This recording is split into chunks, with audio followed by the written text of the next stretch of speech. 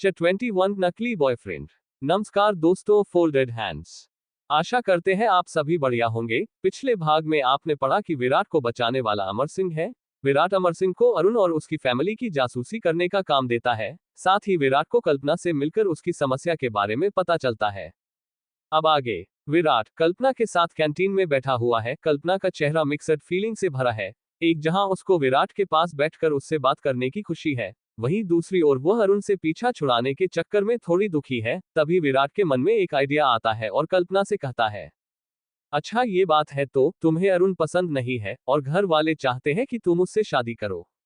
विराट की बात सुनकर कल्पना कुछ बोल तो नहीं सकी, पर उसने अपना सिर हाँ में हिला दिया। तब विराट अपनी बात को आगे बढ़ाते हुए बोलता है, अच्छा मैं तुम्हारी हेल्प कर सकता हूं अगर तुम चाहो तो।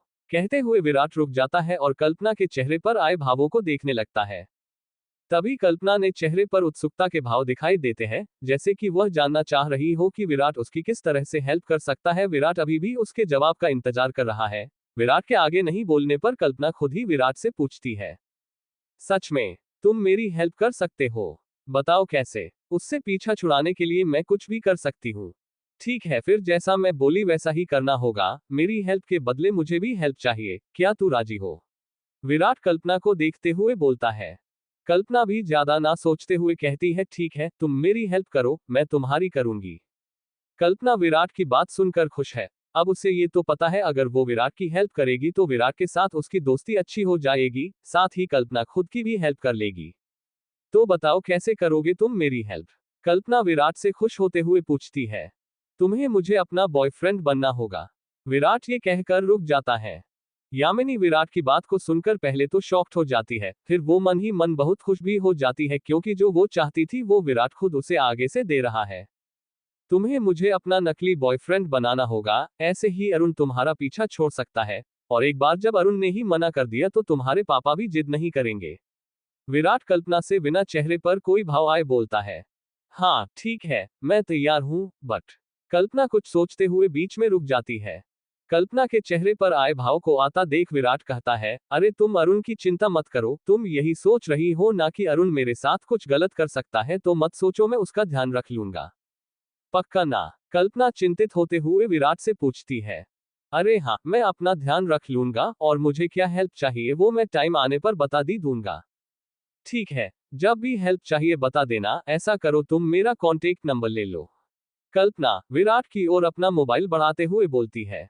फिर दोनों एक दूसरे को अपना नंबर देते हैं और कल्पना खुश होते हुए लाइब्रेरी की तरफ चली जाती है। लेकिन उनकी बात वहीं खड़ी यामिनी ने सुन ली थी। कल्पना को विराट की गर्लफ्रेंड बनने की बात सुनकर यामिनी को गुस्सा आता है, तो वह विराट के पास जाकर अपने मन की बात को छुपाते हुए बोलती है, तुम पागल तो नहीं हो गए हो? तुम किसी इंसान को अपनी गर्लफ्रेंड कैसा बना सकते हो? यामिनी इस वक्त बहुत गुस्सा में दिख रही है। गुस्से की वजह से यामिनी का चेहरा लाल हो गया है। उसकी सांस तेज चल रही है। विराट यामिनी को इतने गुस्से में देखकर समझ नहीं पा रहा है आखिर यामिनी इतना गुस्सा क्यों कर रही है। विराट, अरे क्या हुआ? तुम इतना गुस्सा क्यों कर रही हो? मैंने उसे नकली गर्लफ्रेंड ही तो बनाया है। उद्धरण चिन्ह। विराट यामिनी में मन की बात को नहीं समझ रहा है। यामिनी को पता है कि कल्पना के मन में विराट को लेकर फीलिंग्स है। अगर ये नाटक चला तो ऐसा ना हो जाए कि विराट को भी कल्पना पसंद आ जाए, इससे तो यामिनी का पत्ता साफ हो जाएगा। अरे तुम समझ क्यों नहीं रहे हो? वो एक इंसान है और तुम एक वैम्प। नहीं, तुम यह नाटक भी नहीं कर सकते हो। मैं ये होने नहीं दूंगी। विराट तुम समझो, अगर किसी दिन उसे पता चल गया कि तुम कौन हो, तो तुम्हें क्या लगता है वो क्या करेगी? यामिनी विराट के वैम्पायर होने की बात को बीच में लाकर विराट को समझाने की कोशिश करती है।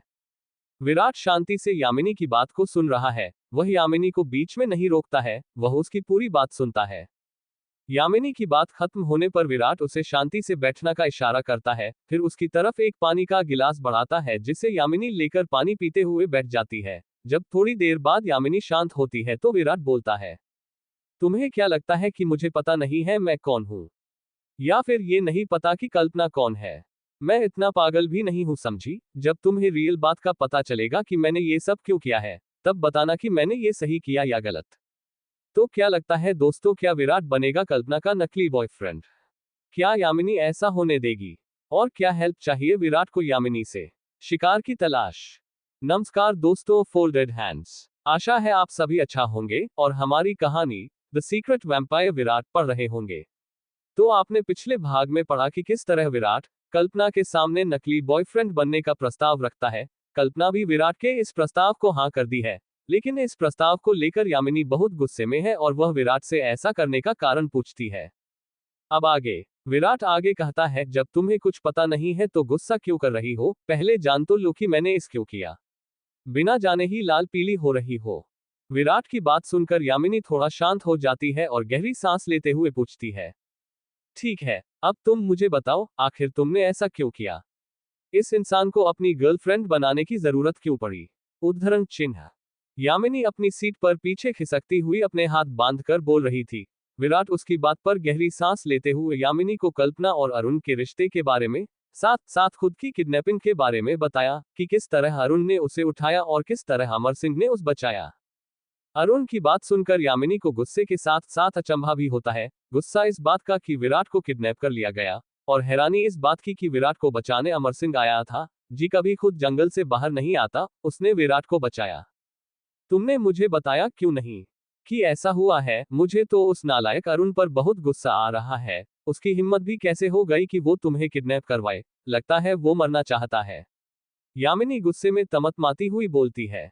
यामिनी गुस्से में अपना हाथ टेबल पर जमाती है, जिससे टेबल चरमराने लगती है। विराट यामिनी का गुस्सा देखकर उसके हाथ पर अपना हाथ रखते हुए बोलता है, शांत हो जाओ यामिनी, वैसे अभी तो मुझे ज्ञान बांट रही थी कि इंसान को गर्लफ्रेंड क्यों बनिया।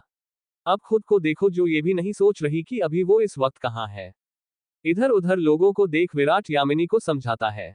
यामिनी अब माहौल की नजाकत को देखकर खुद पर काबू करती है और कहती है, उस अरुण के बच्चे को तो मैं छोड़ूंगी नहीं। तारांकन, ठीक है मत छोड़ना, पर अभी के लिए शांत हो जा। विराट थोड़ा घबराते हुए बोलता है, क्योंकि विराट को भी पता है अगर यामिनी अपने गुस्से में आपा खो बैठी तो बहुत बड़ी प्रॉब्लम हो जाएगी। यामिनी अपने आप को शांत करने की कोशिश करती हुई लंबी लंबी सांसें लेती है। विराट बोलता है, ठीक है अभी के लिए यहाँ से चलो। विराट और यामिनी कैंटीन से निकलकर कॉलेज के बाहर घूमने निकल जाते हैं। फिर रात तक यामिनी कुछ बातें करके और विराट का प्लान सुन के उसे उसके हॉस्टल तक छोड़ जाती है। विराट भी अपने बिस्तर पर आकर लेट जाता है और नितिन, राज और कुलदीप के साथ बात बात करते उसको नींद आ जाती है। रात के 2 बजे अचानक विराट की आंख खुलती है और वह अपने बिस्तर से खड़ा हो जाता है। इस वक्त विराट की आंखें बंद है, ऐसा लग रहा है जैसे वो अभी नींद में है, और ऐसे ही आंखें बंद किए हुए हॉस्टल से बाहर आ जाता है। बाहर आने के बाद जब उसकी आंखें खुली तो उसकी आंखों में खून उतर आया था, उसके नुकीले दांत बाहर आ गए, उसकी आंखें रात के अंधेरे में लाला रोशनी की तरह चमक रही हैं। वह इधर उधर देखता है, जब उसे कोई दिखाई नहीं देता तो वह हॉस्टल बाउंड्री को कूदकर शहर से दूर जंगल की तरफ भागने लगता है। इस समय ऐसा लग रहा है कि विराट की अचानक खून पीने की लालसा जाग गई है। वह अपने आप पर थोड़ा सा काबू पाते हुए जंगल में भाग आया है, पर अभी भी उसकी प्यास शांत नहीं हुई है, उसको किसी भी हालत में खून चाहिए। वह जंगल में अपना शिकार देखने के लिए इधर उधर भागता है। थोड़ी मेहनत करने के बाद उसे एक हिरण दिखाई देता है, जिसे देख विराट अपनी जीभ को अपने होठों पर घुमाने लगता है, जैसे किसी को अपना मनपसंद खाना मिल गया हो और उसकी लार टपक रही हो। उन्हीं नजरों से विराट हिरण को देख रहा है। विराट दबे पांव हिरण की ओर जाता है। हिरण का ध्यान अभी भी विराट पर नहीं गया। इससे पहले कि हिरण को विराट के बारे में पता चलता, उससे पहले विराट हिरण पर झपट्टा मार देता है और उसे एक मुक्का मारकर जमीन पर गिरा देता है। फिर विराट किसी भूखे भेड़िए की तरह हिरण पर टूट पड़ता है और अपने नुकीले दांत हिरण की गर्दन में गाड़ देता है और हिरण का खून पीने लगता है। खून पीने के बाद जब विराट की प्यास शांत होती है तो जैसे उस होश आता है कि उसने क्या किया। उसने अपनी प्यास बुझाने के लिए एक मासूम जानवर को अपना शिकार बना लिया। विराट हिरण की मौत का जिम्मेदार अपनी प्यास पर कंट्रोल नहीं कर पाने का कारण मानता है, और यह सही भी है। अगर विराट अपनी प्यास पर कंट्रोल नहीं करेगा तो वो किसी दिन इंसान पर हमला भी कर सकता है। विराट अपना आप से बहुत दुखी होता है और अपने मुंह से खून पहुंचता हुआ कुछ विचारों में खोता हुआ जंगल में घूम रहा है। तभी उसको वहां पर अमर सिंह दिखाई देता है तो उसे थोड़ा अच्छा लगता है, जैसे डूबे को तिनके का सहारा मिला हो। तो दोस्तों, अब क्या होगा कहानी में आगे? क्या विराट सीख पाएगा खुद की प्यार पर काबू रखना, या फिर ये शिकार का सिलसिला जारी रहेगा खुद पर काबू? नमस्कार दोस्तों, फोल्डेड हैंड्स। आशा करते हैं कि आप अच्छे होंगे और हमारा नोवेल एंजॉय कर रहे होंगे। पिछले भाग में आपने पढ़ा कि किस तरह विराट नींद में ही खड़ा होकर जंगल की ओर अपना शिकार ढूंढने निकल जाता है और वह अपनी प्यास बुझाने के लिए एक हिरण का शिकार कर लेता है। लेकिन विराट हिरण का शिकार करके बहुत दुखी है। तभी उसको अमर सिंह दिखाई देता है। अब आगे विराट अमर सिंह को देखकर थोड़ा अच्छा महसूस करता है, फिर वह अमर सिंह के पास जाकर दुखी चेहरे से कहता है, ये मैंने क्या कर दिया? मैंने एक मासूम को मार डाला, लानत है मुझ पर, मैं अपनी प्यास कंट्रोल नहीं कर सकता, अगर मैं अपनी प्यार काबू में रखता तो आज शायद ऐसा नहीं होता। बोलकर विराट वहीं जमीन पर बैठ जाता है और अफसोस करता है। अमर सिंह विराट के पास आकर जमीन पर घुटनों के बल बैठ जाता है और कहता है, मेरे मालिक, इसमें आपकी कोई गलती नहीं है, ऐसा अक्सर सभी वैम्पायर्स के साथ होता है, आप अकेले नहीं हो जिनके साथ ऐसा हो रहा है, प्लीज खुद को दोष मत दीजिए। इसमें सारी गलती मेरी है, क्यों ना दूं खुद को दोष? अगर मैं खुद पर काबू रखता तो शायद ऐसा नहीं होता, मुझे खुद पर काबू रखना सीखना होगा। विराट अमर सिंह को बीच में रोकते हुए बोलता है। विराट अब निश्चय कर चुका है, अब उसे खुद पर कंट्रोल करना ही होगा। तभी अमर सिंह कहता है, मेरे मालिक, हम वैम्पायर को खून तो पीना होगा, वरना हम बहुत कमजोर हो जाते हैं। इसके लिए हम जानवरों को मरते नहीं है, बल्कि उनका थोड़ा थोड़ा खून चूसते हैं, जिससे उस जानवर के भी प्राण बच जाए और हमारी प्यास भी बुझ जाए। अच्छा, ऐसा है क्या? तो मुझे अपनी प्यास को काबू में रखने के लिए कब और कितना खून पीना होगा? विराट चौंकते हुए अमर सिंह से पूछता है। अमर सिंह, जी मालिक, इसका भी एक फिक्स टाइम होता है, अगर उस समय खून नहीं मिला तो हमारी प्यास बढ़ जाती है, फिर हम बेकाबू हो जाते हैं। हमें आपकी टाइम लिमिट देखनी थी, और खुद पर काबू कर पाते हैं या नहीं वो भी, जो हमने पता लगा लिया है। आपको कम से कम 5 दिन में अपनी खून की प्यास मिटाने के लिए एक जानवर जितना खून पीना होगा। विराट चौंकते हुए, क्या 5 दिन में एक जानवर? मुझे तो लग रहा था कि मुझे एक दिन में ही एक जानवर चाहिए होगा। जी मेरे मालिक, आपकी क्षमता अच्छी है, बहुत वैम्पायर को तो एक दिन में या 2 दिन में खून चाहिए होता है। बहुत तो से भी है जो अपनी प्यास बुझाने के लिए इंसानों का भी शिकार करते हैं। अमर सिंह विराट को समझते हुए कहता है। विराट दोबारा से चौंकते हुए बोलता है, सच? ऐसा भी होता है? यहाँ ऐसे वैम्पायर भी है जो इंसानों का शिकार करते हैं? नहीं मेरे मालिक, यहाँ के इस क्षेत्र में तो कोई ऐसा नहीं है, पर अलग बाहर के क्षेत्रों में बहुत है। इसलिए हमारा नियम है कि कोई भी वैम्पायर बिना क्षेत्र मालिक के उसके इलाके में नहीं जा सकता है। सभी के अपने अपने नियम हैं। कहीं अच्छा वैम्पायर भी हैं जो हमारी तरह खून पीते हैं, तो कुछ ऐसे भी हैं जहाँ कोई नियम नहीं है। इंसानों का खून पीने वाले ज्यादा ताकतवर होते हैं, वहीं जानवरों का खून पीने वाले कम। चलो अच्छा है तुमने बता दिया, वरना मुझे इस बारे में नहीं पता था। किसी दिन पता चलता कि मैं किसी और के इलाके में पहुंच गया। विराट कहता है। अमर सिंह कहता है, मेरे मालिक आप चिंता मत करो, मैं खुद आपको हर 5 दिन में खून ले आया करूंगा, पर इस बात का विशेष ध्यान रखना कि आप कहीं बाहर जाओ तो कहीं बुरे वैम्पायर के इलाके में मत चले जाना। ठीक है, मैं इस बात का ध्यान रखूंगा। अब मुझे चलना चाहिए, जल्दी ही सुबह होने वाली है, मुझे टाइम से अपने रूम पर पहुंचना होगा। कहते हुए विराट जमीन से खड़ा हो जाता है और जाने को तैयार हो जाता है। अमर सिंह भी विराट के साथ जाता है, तो अमर सिंह विराट की भागने की गति के बारे में बताता है, जिसे सुनकर दोनों हॉस्टल की तरफ भागने लगते हैं, जिससे विराट को पता चलता है कि उसकी स्पीड पहले से 5 गुनी हो गई है। वह अपनी गति से संतुष्ट है। फिर दोनों हॉस्टल के बाहर भागते हुए पहुंच जाते हैं।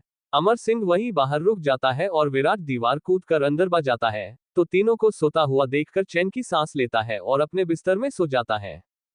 सुबह जब नितिन जागता है तो वह देखता है विराट नहाकर आ रहा है। किसने कमर पर एक तौलिया लपेट रखी है। विराट के शरीर में काफी बदलाव आ गया है। उसका शरीर पहले से ज्यादा चमकदार दिख रहा है। उसका शरीर गठीला हो गया है। तभी नितिन उत्सुकता से पूछता कि, अरे भाई, मैं ये क्या देख रहा हूँ?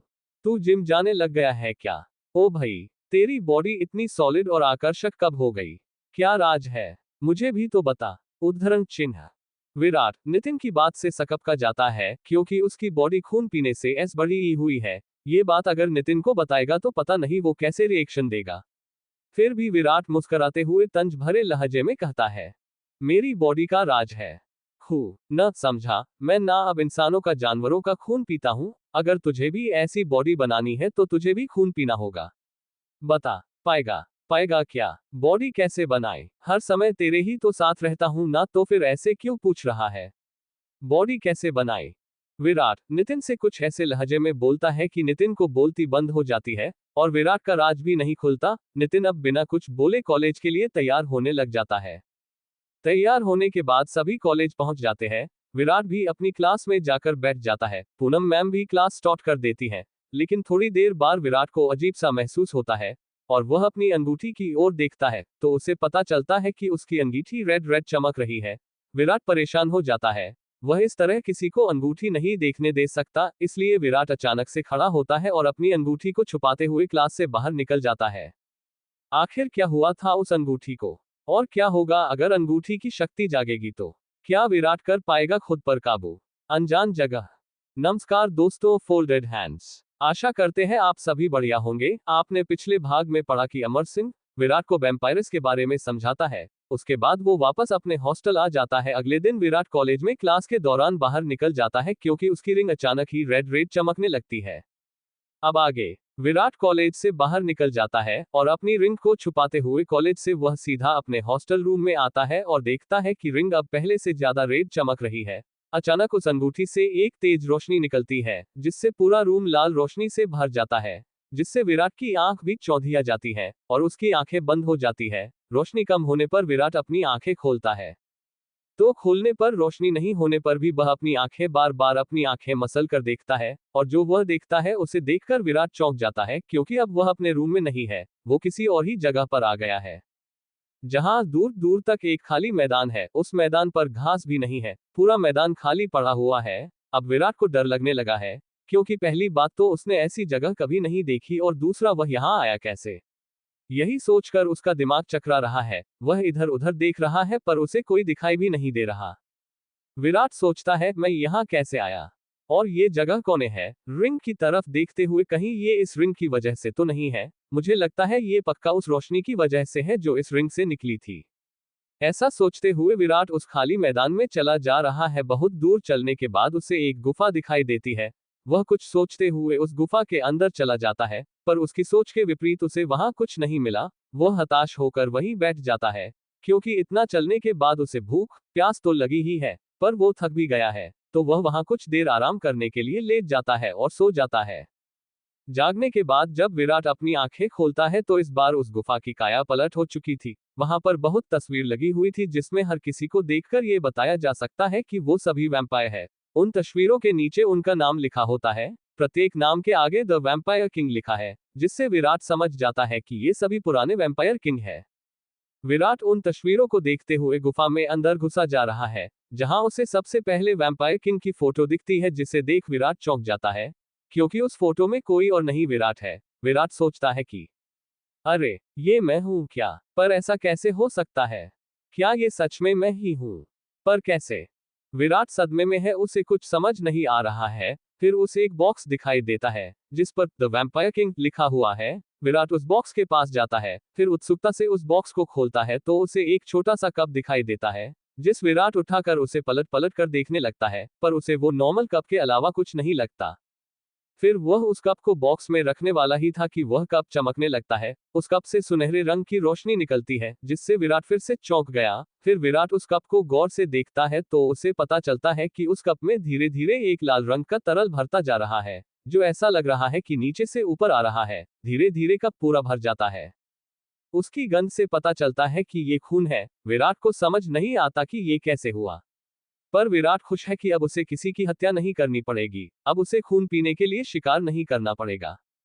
विराट उस खून को बिना सोचते हुए पी जाता है। इस खून का स्वाद कुछ अलग है, पर विराट को वह खून पीते ही अलग की शक्ति का एहसास होता है। विराट को लग रहा है कि उसकी ताकत पहले ले बढ़ चुकी है। उस खून को पीकर विराट उस कप को अपनी जेब में रख लेता है। अब उसे टेंशन हो रही है कि वह यहाँ से कैसे बाहर निकलेगा। उसे भले ही बहुत अच्छी चीज मिल गई हो, पर अगर वो यहाँ से बाहर ना निकल पाएगा तो क्या फायदा इस कप का भी। फिर विराट गुफा से बाहर निकलकर तलाश जारी करता है, इधर से उधर घूमता है, पर उसे कुछ ऐसा नहीं मिलता कि वो यहाँ से जा सके या फिर वो किसी से भी कुछ भी पूछ सके।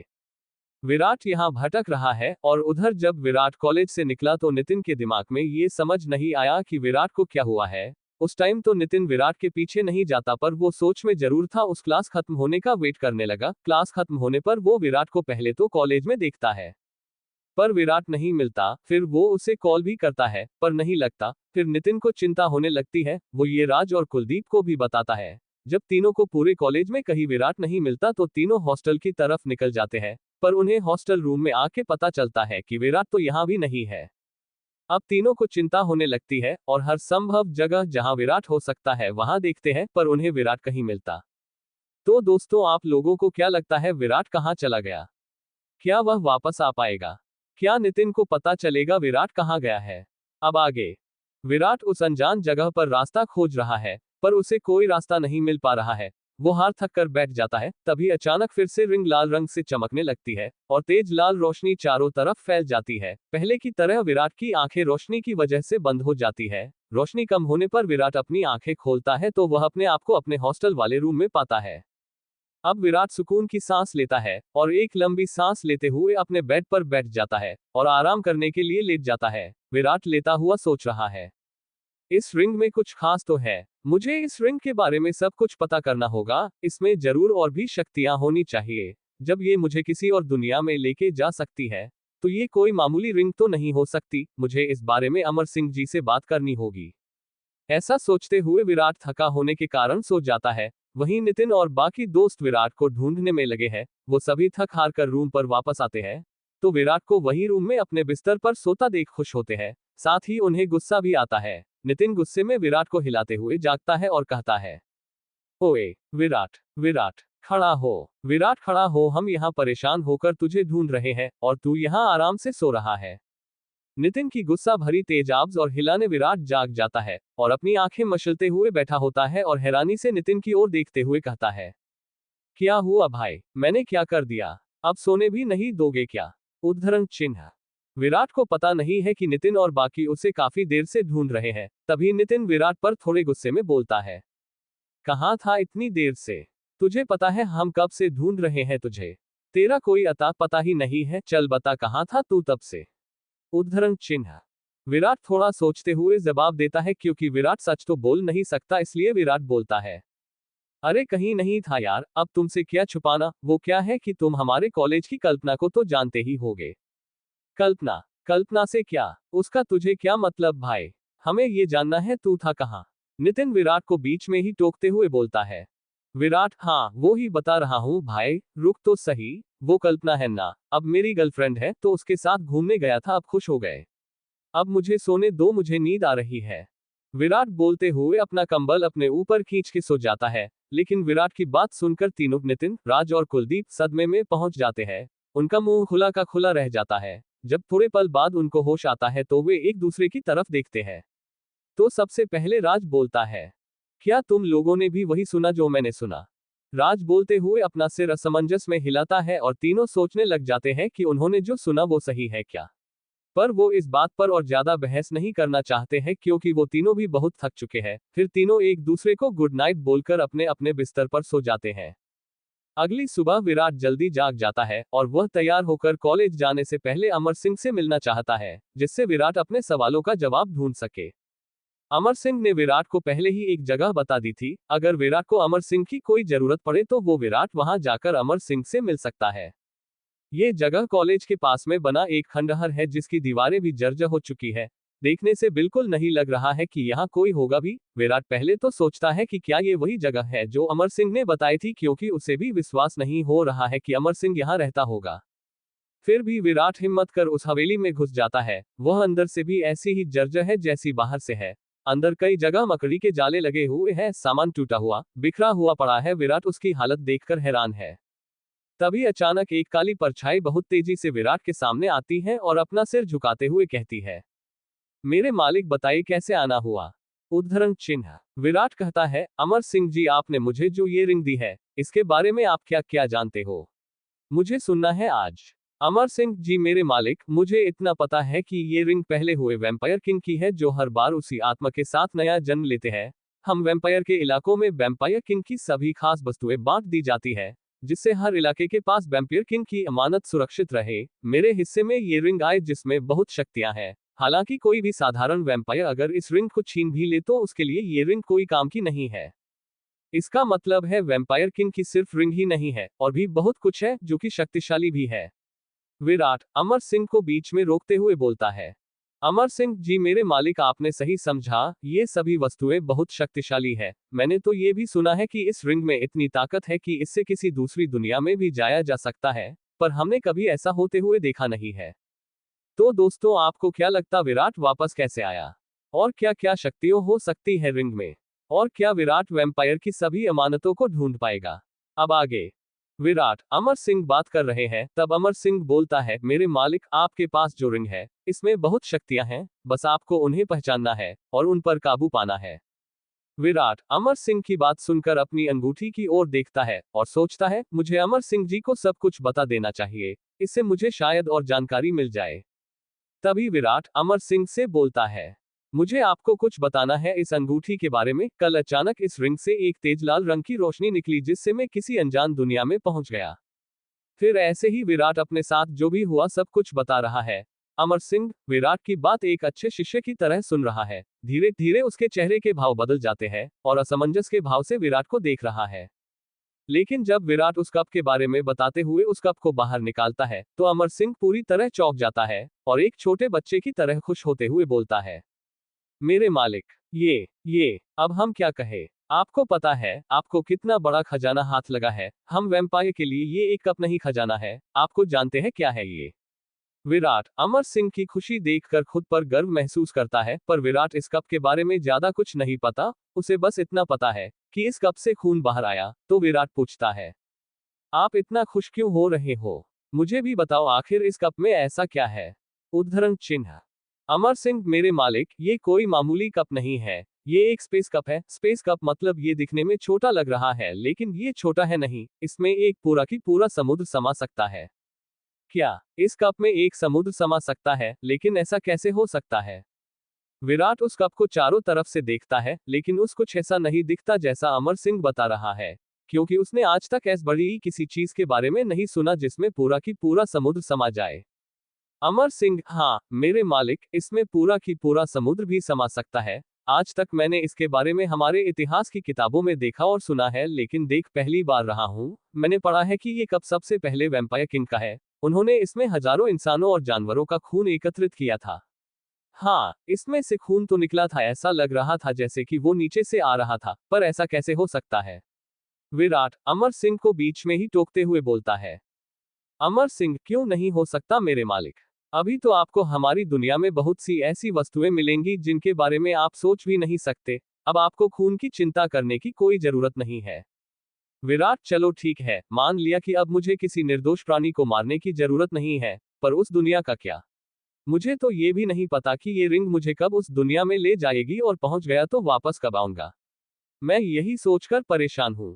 अमर सिंह कुछ सोचते हुए बोलता है, अब आपको और ताकतवर होना पड़ेगा। जितनी जल्दी आप ताकतवर होंगे उतनी ही जल्दी आप इस रिंग को अपने काबू में कर पाएंगे। अब आपके पास स्पेस कप है, तो आप रोजाना इस कप से खून पियो, आप जल्दी ही ताकतवर बन जाओगे। विराट भी अमर सिंह जी की बात को समझ जाता है। फिर विराट को कुछ याद आता है और अमर सिंह से कहता है, मैं आपको अरुण और उसकी फैमिली के बारे में पता लगाने को कहा था, आपने क्या पता लगाया? विराट की बात सुनकर अमर सिंह एक कमरे के अंदर जाता है और एक फाइल लेके आता है, उस विराट को देते हुए बोलता है, ये लीजिए मेरे मालिक, इसमें उसकी और उसकी फैमिली की सारी कुंडली है। विराट उस फाइल को अपने कॉलेज बैग में रख लेता है, और कुछ देर बात करने के बाद विराट कॉलेज की तरफ चल देता है। कॉलेज पहुंचकर विराट नितिन और बाकी दोस्ती से मिलता है और क्लास लेने चला जाता है। क्लास लेने के बाद चारों दोस्त कैंटीन की तरफ चल देते हैं। इस समय यामिनी विराट के साथ नहीं है, पर वह दूर से ही विराट पर नजर रखती है। अभी वह उनके पीछे पीछे कैंटीन आ जाती है। विराट के कैंटीन में घुसते ही उसकी आंखें कल्पना की आंखों से टकरा जाती है। आज कल्पना बहुत ही सुंदर लग रही है। उसने आज रेड टाइट सूट सलवार पहना है, बेबी पिंक कलर की लिपस्टिक, आंखों में काजल, कानों में लंबे झुमके पहने हैं। विराट की नजर थोड़ी देर कल्पना पर ही रुक जाती है, जिस कारण कल्पना शर्माते हुए अपने लटकते हुए बाली को अपने कान के पीछे करती है और एक मनमोहक मुस्कुराहट के साथ विराट को अपनी ओर आने का इशारा करती है। इस सीन को विराट के दोस्तों के साथ साथ कैंटीन में सभी लड़के लड़की देख रहे हैं, और किसी को भी विश्वास नहीं हो रहा है कि कल्पना, जिसने आज तक अरुण जैसे को घास तक नहीं डाली, वो खुद आज विराट को अपने पास बुला रही है।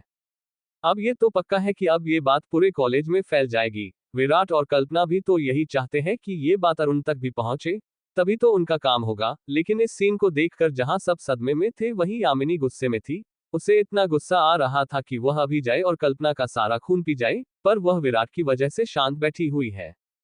विराट अपने दोस्तों की तरफ इस तरह से देखता है जैसे वो उनसे कह रहा हो, भाई देख लो, अब हुआ तुम लोगों को विश्वास। विराट को देख वो तीनों भी समझ जाते हैं कि विराट क्या कहना चाहता है। साथ ही वो तीनों विराट को इशारे में ही कल्पना के पास जाने को बोल देते हैं और खुद अलग टेबल की ओर चले जाते हैं।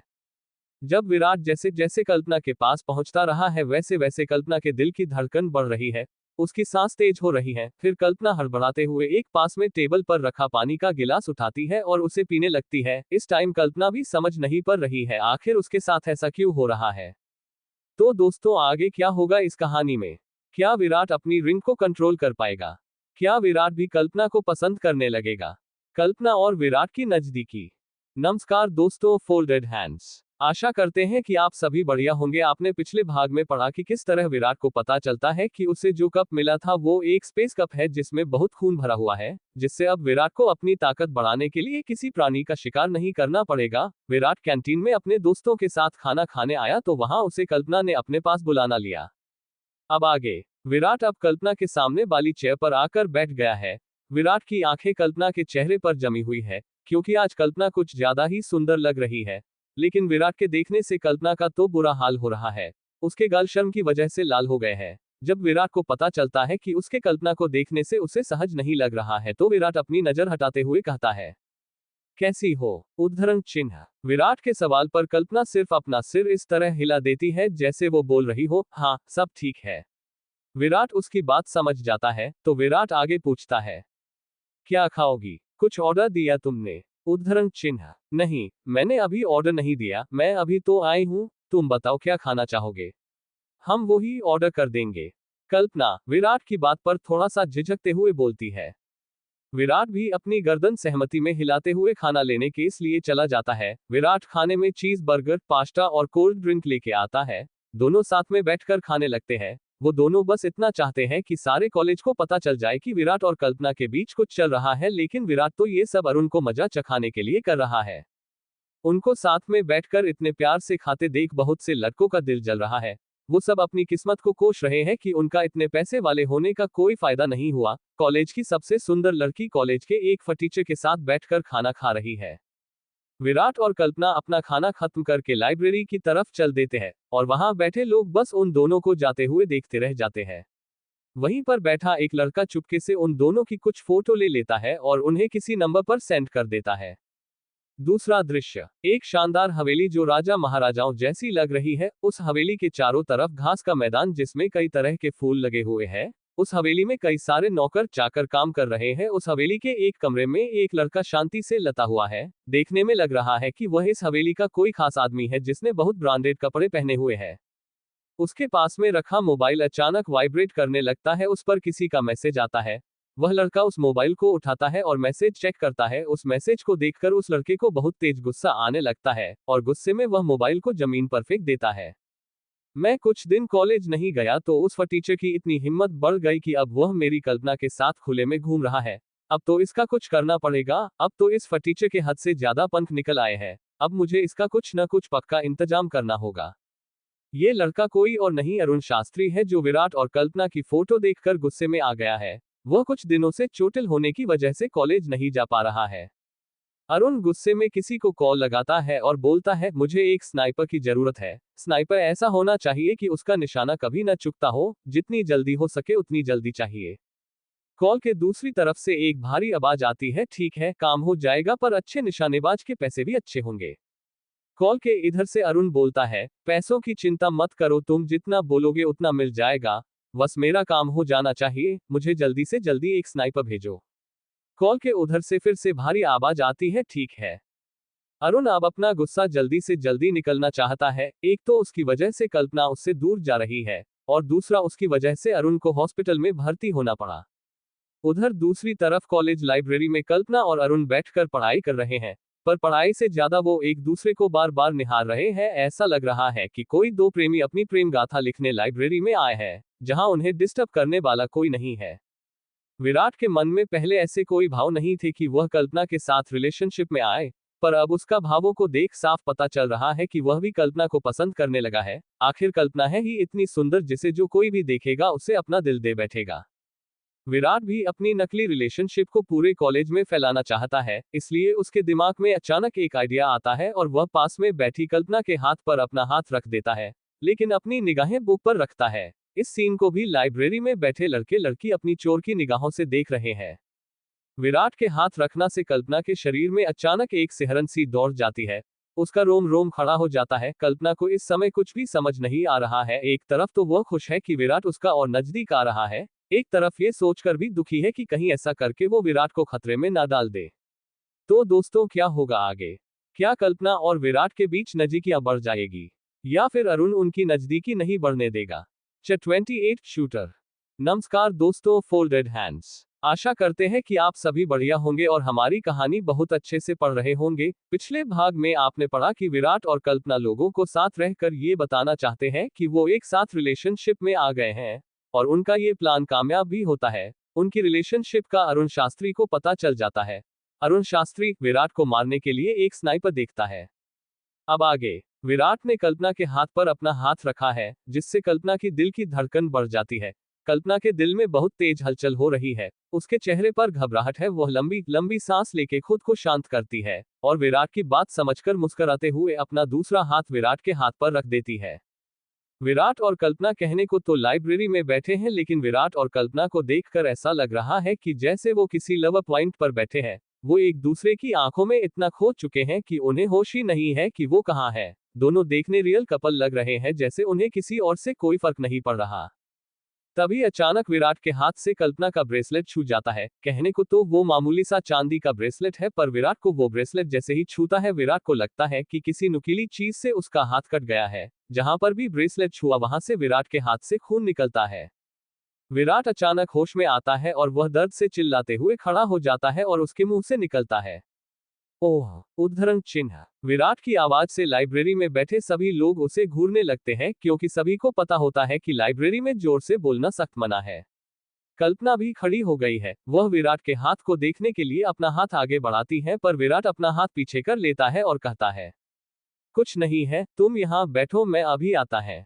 इतना बोलकर विराट वहां से बाहर निकल जाता है। उसे पता है कि क्या हुआ है, पर कल्पना सोचने लगती है कि अचानक से इसे क्या हुआ, और इसके इस ब्रेसलेट से क्या हुआ। ये इतना भी नुकीला नहीं है, इससे मेरे हाथों में तो कभी नहीं लगी। पर इतना कि कल्पना रुक जाती है। लाइब्रेरी में उस पर पड़ रही नजरों को देख वह दोबारा बैठ जाती है और बुक खोलकर पढ़ने लगती है। विराट बाहर निकलकर कॉलेज से बाहर जाता हुआ सोच रहा है, मैं इतना लापरवाह कैसे हो सकता हूँ। मैं तो सिर्फ कल्पना के साथ नाटक कर रहा हूँ, जिससे मैं कल्पना की मदद के साथ साथ अपना बदला भी ले सकूं। पर मैं उसकी आंखों में इतना खो गया कि मुझे होश ही नहीं रहा कि उसकी कलाई में बंधा वो चांदी का ब्रेसलेट मुझे नुकसान भी पहुंचा सकता है। मुझे अमर सिंह ने चेतावनी भी दी थी कि मुझे चांदी से दूर रहना होगा। एक चांदी ही है जिससे वैम्पायर को नुकसान पहुंचाया जा सकता है। मुझे आगे से ध्यान रखना होगा। सोचते हुए विराट अपने हॉस्टल की ओर चलता जा रहा है, और दूसरी तरफ एक बार में अरुण सिंह बैठा हुआ है, जिसके सामने एक लंबी दाढ़ी मूंछ वाला एक 28 से 30 साल का आदमी बैठा हुआ है, जो देखने में बहुत हैंडसम लग रहा है। वह अरुण से एक बियर की बोतल उठाते हुए बोलता है, मुझसे कहा गया है कि तुम्हें एक शूटर की जरूरत है। किसे मारना है, उसका फोटो और डिटेल दे दो, काम हो जाएगा। अरुण उस आदमी को बड़े गौर से ऊपर से नीचे तक देखता है और सोचता है, ये आदमी दिखने में कहीं से शूटर नहीं लग रहा है, ये तो एक सुपर मॉडल लग रहा है। अरुण अपनी शंका दूर करता हुआ उस आदमी से पूछता है, क्या तुम वही शूटर हो? दिखने में तो तुम कहीं से भी शूटर नहीं लग रहे। अरुण की बात पर वह आदमी एक शैतानी मुस्कान देते हुए बोलता है, दिखने में तो तुम भी कोई ऐसे आदमी नहीं लग रहे जिसको शूटर की जरूरत है, किसी कॉलेज के बच्चे लग रहे हो। शूटर की बात पर अरुण थोड़ा सा इरिटेट होते हुए एक ही शब्द बोल पाता है, तुम। फिर थोड़ी देर की शांति के बाद अरुण ही अपने साइड में रखी हुई फाइल को उठाकर उस आदमी की तरफ बढ़ाते हुए बोलता है, क्योंकि इस समय अरुण को ही उस बदतमीज आदमी की जरूरत है। अरुण अपने गुस्से के चक्कर में विराट को मारने का ये सुनहरा मौका नहीं छोड़ सकता। ठीक है, छोड़ो, ये लो फाइल। इस फाइल में तुम्हारे काम की सारी जानकारी है, और तुम्हारा आशा पैसा मैंने ट्रांसफर कर दिया है। बचा आधा पैसा काम होने की बाद तुम्हें मिल जाएगा। वो शूटर उस फाइल को लेकर उसे खोलकर देखने लगता है, जिसमें विराट की एक फोटो और कुछ कागज है, जिनमें विराट के डेली रूटीन के बारे में लिखा है। वह कहाँ पढ़ता है, किस समय कहाँ जाता है, क्या करता है etc। उस फोटो को देखते हुए वो शूटर सोचता है, इस बच्चे को मारना है मुझे। ये देखने में ऐसा लग रहा है जैसे अभी इसने हाई स्कूल पास किया है, पर मुझे इससे क्या मतलब, मुझे तो अपने फायदे से मतलब है। इस बच्चे को मारने के लिए मुझे ना तो ज्यादा समय खर्च करना है, ना ही ज्यादा मेहनत करनी है।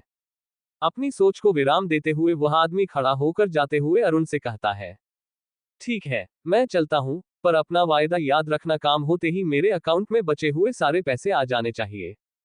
जाते हुए शूटर की बात सुनकर अरुण को गुस्सा तो आता है पर वह उससे कुछ नहीं बोलता। बस अरुण तो यह चाहता है किसी भी तरह उसका विराट से पीछा छूट जाए। इसके लिए वह किसी भी हद तक जा सकता है, कितना भी पैसा खर्च कर सकता है, पर अब वह विराट को जिंदा नहीं छोड़ सकता। उधर दूसरी तरफ विराट अपने हॉस्टल पहुंच जाता है। उसके हाथ से निकलता खून तो बंद हो गया है, पर जैसा कि वह जानता है वैम्पायर के घाव जल्दी भरते हैं, ऐसा कुछ नहीं हुआ। विराट समझ जाता है कि चांदी से हुआ घाव जल्दी नहीं भरेगा। इसके लिए उसके दिमाग में एक आइडिया आता है। फिर वह अपने बैग से स्पेस कप को बाहर निकालता है और उस पर ध्यान लगाने लगता है। थोड़ी कोशिश के बाद वह कप चमकने लगता है और पहले की तरह वह खून से भर जाता है। वह एक बार अपने घाव को देखता है और दूसरे ही पल कप में भरे खून को पी जाता है, जिसके पीने से उसे शक्ति का एहसास तो होता ही है, पर उसका घाव भी भर जाता है। तो दोस्तों, क्या लगता है आपको, क्या शूटर विराट को मार पाएगा या फिर वो भी नाकामयाब हो जाएगा? क्या विराट कप का इस्तेमाल करना सीख गया है? क्या कल्पना और विराट के बीच कुछ होगा? शिकारी का शिकार। नमस्कार दोस्तों, फोल्डेड हैंड्स। आशा करते हैं कि आप सभी बढ़िया होंगे और हमारी कहानी बहुत अच्छे से पढ़ रहे होंगे। आपने पिछले भाग में पढ़ा कि किस तरह विराट का हाथ कल्पना के ब्रेसलेट से जख्मी हो जाता है, लेकिन स्पेस कप से खून पीने के बाद सही हो जाता है। दूसरी तरफ अरुण विराट को मारने के लिए एक शूटर बुला लेता है। अब आगे विराट अपने हॉस्टल के रूम में है और अपने हाथ को देख रहा है, जो कि अब बिल्कुल सही हो चुका है। विराट सोचता है कि वैम्पायर बनने का एक फायदा तो हुआ, अब अगर मुझे चोट लगेगी तो अब मुझे अस्पताल नहीं जाना पड़ेगा। ऐसा सोचते हुए वह मुस्कुराता है और रूम में ही बुक लेकर पढ़ने बैठ जाता है। पढ़ने के कुछ समय बाद ही उसकी मोबाइल बजती है, जिस पर यामिनी का नाम आ रहा है। विराट कुछ सोचते हुए कॉल उठा लेता है और यामिनी के बोलने से पहले ही बोलता है, हाँ बोलो, क्या हुआ? कॉल के दूसरी तरफ से यामिनी की आवाज आती है, शिकार जाल में फंस चुका है, बताओ कब शिकार करना है?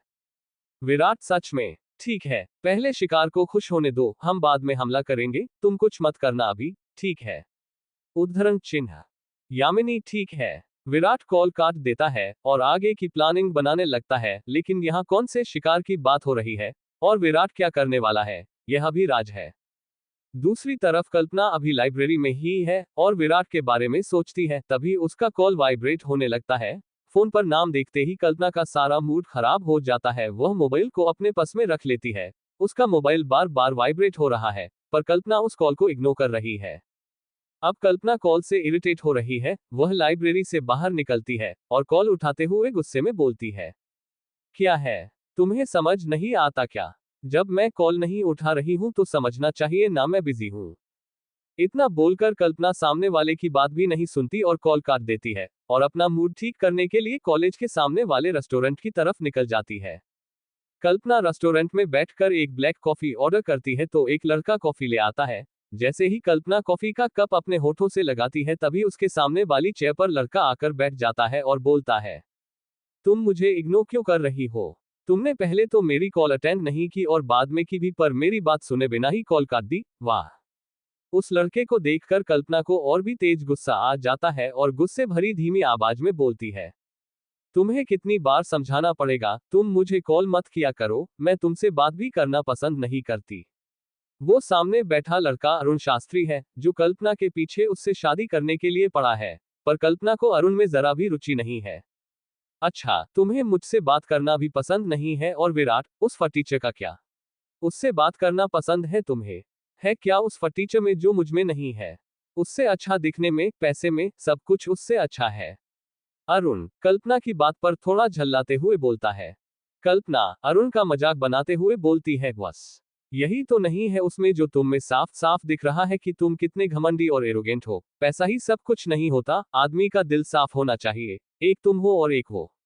कल्पना अरुण को चिढ़ाते हुए बोलती है और अपना मुंह बनाकर कॉफी पीने लगती है। कल्पना के मुंह से अपनी बुराई और विराट के लिए इतना अच्छा सुन के अरुण को गुस्सा आ जाता है और गुस्से में बोलता है, अब चाहे मैं कैसा भी हूं और वो कितना भी अच्छा, पर शादी तो तुम्हारी मुझसे ही होगी। मैं भी देखता हूं वो क्या कर लेगा।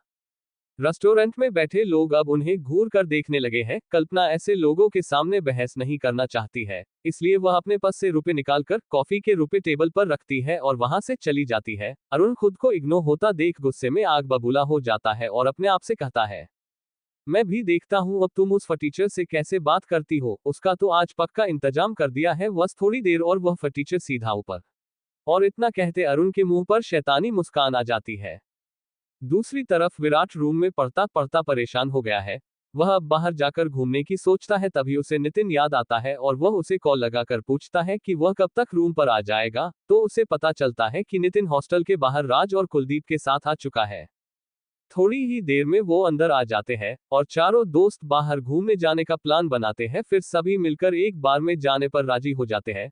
विराट निकलने से पहले यामिनी को मैसेज कर देता है और अभी दोस्त तय किए हुए बार में पहुंच जाते हैं। इस दौरान उन चारों का कोई पीछा कर रहा था, जिसका विराट को एहसास था। क्योंकि अब विराट की शक्तियां बढ़ चुकी है, वो अपने आसपास के 500 मीटर तक किसी भी हलचल को महसूस कर सकता है। तो विराट को पता है कि कोई उनका पीछा कर रहा है। उसे पता था ऐसा होगा, क्योंकि यामिनी ने विराट को पहले ही चेतावनी दे दी थी। इसलिए विराट ने भी रूम से निकलने से पहले ही यामिनी को मैसेज करके बता दिया था कि हम बाहर जा रहे हैं, शिकार पर नजर रखना। लेकिन पीछा करने वाले को यह भी पता नहीं है कि उसका भी कोई पीछा कर रहा है। यामिनी एक वैम्पायर है, वह आसानी से किसी को पता लगे बिना उसका पीछा कर सकती है और उसे मौत के घाट भी उतार सकती है। पर यामिनी विराट के बोलने के मुताबिक इस पीछा करने वाले का सिर्फ दूर से पीछा कर रही है और उस पर नजर बनाए रखी है। विराट और उसके दोस्त सब बार के अंदर चले जाते हैं और पीछा करने वाले आदमी के पीछे पीछे यामिनी भी बार के अंदर आ जाती है। तो दोस्तों, अब क्या होगा बार में? क्या शिकारी शिकार कर पाएगा या आज उसका ही शिकार होने वाला है? क्या अरुण कल्पना से शादी कर पाएगा? यामिनी का खेल। नमस्कार दोस्तों, फोल्डेड हैंड्स। आशा करते हैं आप सभी बढ़िया होंगे और हमारी कहानी को पढ़ रहे होंगे। पिछले भाग में आपने पढ़ा कि किस तरह अरुण और कल्पना की रेस्टोरेंट में बहस हो जाती है, जिससे परेशान होकर कल्पना वहां से चली जाती है तथा दूसरी तरफ विराट और उसके दोस्तों का कोई पीछा करते हुए बार में आ जाता है, जिसका पीछा करते हुए यामिनी भी बार में आ जाती है। अब आगे विराट और उसके दोस्त वार के अंदर आ चुके हैं। एक कोने वाली टेबल पर बैठकर 4 बियर ऑर्डर करते हैं। उनकी टेबल से थोड़ी दूर पर एक आदमी जिसने टोपी लगा रखी है उन पर बार बार नजर रख रहा है, लेकिन वो उस बात से अनजान है कि कोई उस पर भी नजर बनाए हुए है। जो यामिनी है वह सीधे काउंटर पर जाती है और एक बियर लेकर पीने लग जाती है। इधर विराट और उसके दोस्त भी बियर का आनंद ले रहे हैं, साथ ही एक दूसरे से मजे भी ले रहे हैं। मजे लेते हुए नितिन बोलता है, भाई विराट, तू कमाल है। वैसे तो तुझे लड़कियों में कोई रुचि नहीं है, और रुचि भी ली तो कॉलेज की राजकुमारी में। उद्धरण चिन्ह कहकर नितिन के साथ राज और कुलदीप भी हंसने लगते हैं। हंसते हुए कुलदीप बोलता है, भाई रुचि ही नहीं ली, ये तो उसे उड़ा भी ले गया। फिर से सभी ठहाके मारकर हंसने लगते हैं, पर विराट शांति से बैठा है और उस पीछा करने वाले उस आदमी पर नजर बनाए हुए है। तभी अचानक उसे एहसास होता है कि वो पीछा करने वाला आदमी अपनी जैकेट की पॉकेट में हाथ दे रहा है। विराट को उस पर शक हो जाता है। विराट सोचता है कि अगर ये गन निकल रहा होगा तो दिक्कत हो जाएगी, इसका या मेरा कुछ नहीं जाएगा, लेकिन यहाँ मेरे दोस्तों के साथ और भी मासूम लोग हैं, और अगर मैं कुछ करता हूँ और किसी के खून निकल आया तो मैं अभी खुद पर काबू नहीं रख सकता। ऐसा सोचते हुए विराट यामिनी की तरफ देखता है और उसे इशारे ही इशारों में सब कुछ समझा देता है। यामिनी भी विराट की बात समझकर उस टोपी वाले की टेबल की ओर बड़े ही मादक अंदाज में अपने हाथ में एक बियर की बोतल लेकर जा रही है। इससे पहले कि वह टोपी वाला आदमी अपने पॉकेट से कुछ निकाल पाता, यामिनी उसके पास जाकर बड़े ही मादक अंदाज में अपना एक हाथ उस टोपी वाले की तरफ बढ़ाते हुए बोलती है, hello handsome, will you dance with me? पहले तो टोपी वाला आदमी अचानक आए डांस प्रपोजल को सुन चौंक जाता है। उसका हाथ जहां था पॉकेट में वहीं रुक जाता है। फिर वह एक नजर उठाकर यामिनी को देखता है। यामिनी की मादक भरी अदाओं और सुंदरता को देखकर टोपी वाले का दिल फिसल जाता है और वह अपना हाथ पॉकेट से फटाफट निकलकर यामिनी का हाथ पकड़ते हुए बोलता है, यस डॉट वाई नॉट, और यामिनी का हाथ पकड़कर डांस फ्लो की तरफ चल देता है। यामिनी भी ऐसा दिखाती है कि वह नशे में पूरी तरह चूर हो चुकी है। वह उस टोपी वाले के साथ नाचते हुए उसके गले में दोनों हाथों को डाल देती है। अब टोपी वाला आदमी भी कहां पीछे रहने वाला था, वह भी यामिनी की कमर को अपने दोनों हाथों से पकड़कर डांस करने लगता है। यामिनी को अपने दिमाग और सुंदरता का सही इस्तेमाल करता देख विराट भी सुकून की सांस लेता है। पर यामिनी को किसी अजीब से आदमी के साथ डांस करता विराट के बाकी के दोस्त भी देख लेते हैं। तभी कुलदीप बात बनाते हुए बोलता है, अजीब है यार, इन लड़कियों का भी देखो तो, इस यामिनी को हम जैसे जवान हैंडसम लड़कों को छोड़ कितने बड़े आदमी के साथ डांस कर रही है। हाँ यार, लगता है इस यामिनी का टेस्ट खराब है। मुझसे बोलती तो मैं करता इसके साथ डांस। मैं मर थोड़ी गया हूँ अभी, पर क्या ही कर सकते हैं, इसने तो मेरा दिल ही तोड़ दिया। नितिन भी अपने दिल पर अपना एक हाथ घुमाते हुए बोलता है। नितिन की बात पर कुलदीप और राज हंसने लगते हैं, पर विराट पहले की तरह शांत बैठा हुआ है। तभी राज नितिन को सांत्वना देते हुए बोलता है, ले भाई, इसी गम में एक जाम और हो जाए। तू अपना दिल छोटा मत कर, तेरे लिए भी भगवान ने किसी को तो बनाया होगा, चिंता मत कर तू। बोलकर एक और बियर का ढक्कन खोल देता है और बोतल को नितिन की तरफ बढ़ा देता है। नितिन भी उस बियर को पीने लगता है। वहां डांस फ्लोर पर यामिनी डांस करते हुए गिलास पर गिलास चढ़ाए जा रही है और साथ में ही उस टोपी वाले को भी पिला रही। डांस करते हुए अभी थोड़ा ही समय हुआ है पर यामिनी ने उस टोपी वाले को इतनी शराब पिला दी है कि अब वह टोपी वाला डांस करते हुए लड़खड़ाने लगा है, लेकिन अभी अपने होश में है और वह सोचता है कि इस लड़के को तो मैं कभी भी मार सकता हूँ, लेकिन सामने से आए इस ऑफर का क्या, आज है कल नहीं, मैं इस मौके को अपने हाथ से नहीं जाने दे सकता। कुछ ऐसा ही यामिनी भी सोच रही है। वह अपने आप से कहती है, अब थोड़ी शराब और फिर इसका काम खत्म हो जाएगा। सोचते हुए यामिनी 2 गिलास और उसे पिला देती है, जिससे अब उसका दिमाग घूमने लगा है। मौके का फायदा उठाते हुए यामिनी डांस करते हुए उस टोपी वाले आदमी के और नजदीक आ जाती है और उसके कान पर अपना मुंह रख कुछ कहती है। बेबी, लगता है अब हमें यहाँ से चलना चाहिए, अब मेरा डांस करने का मन नहीं है, चले क्या अब यहाँ से।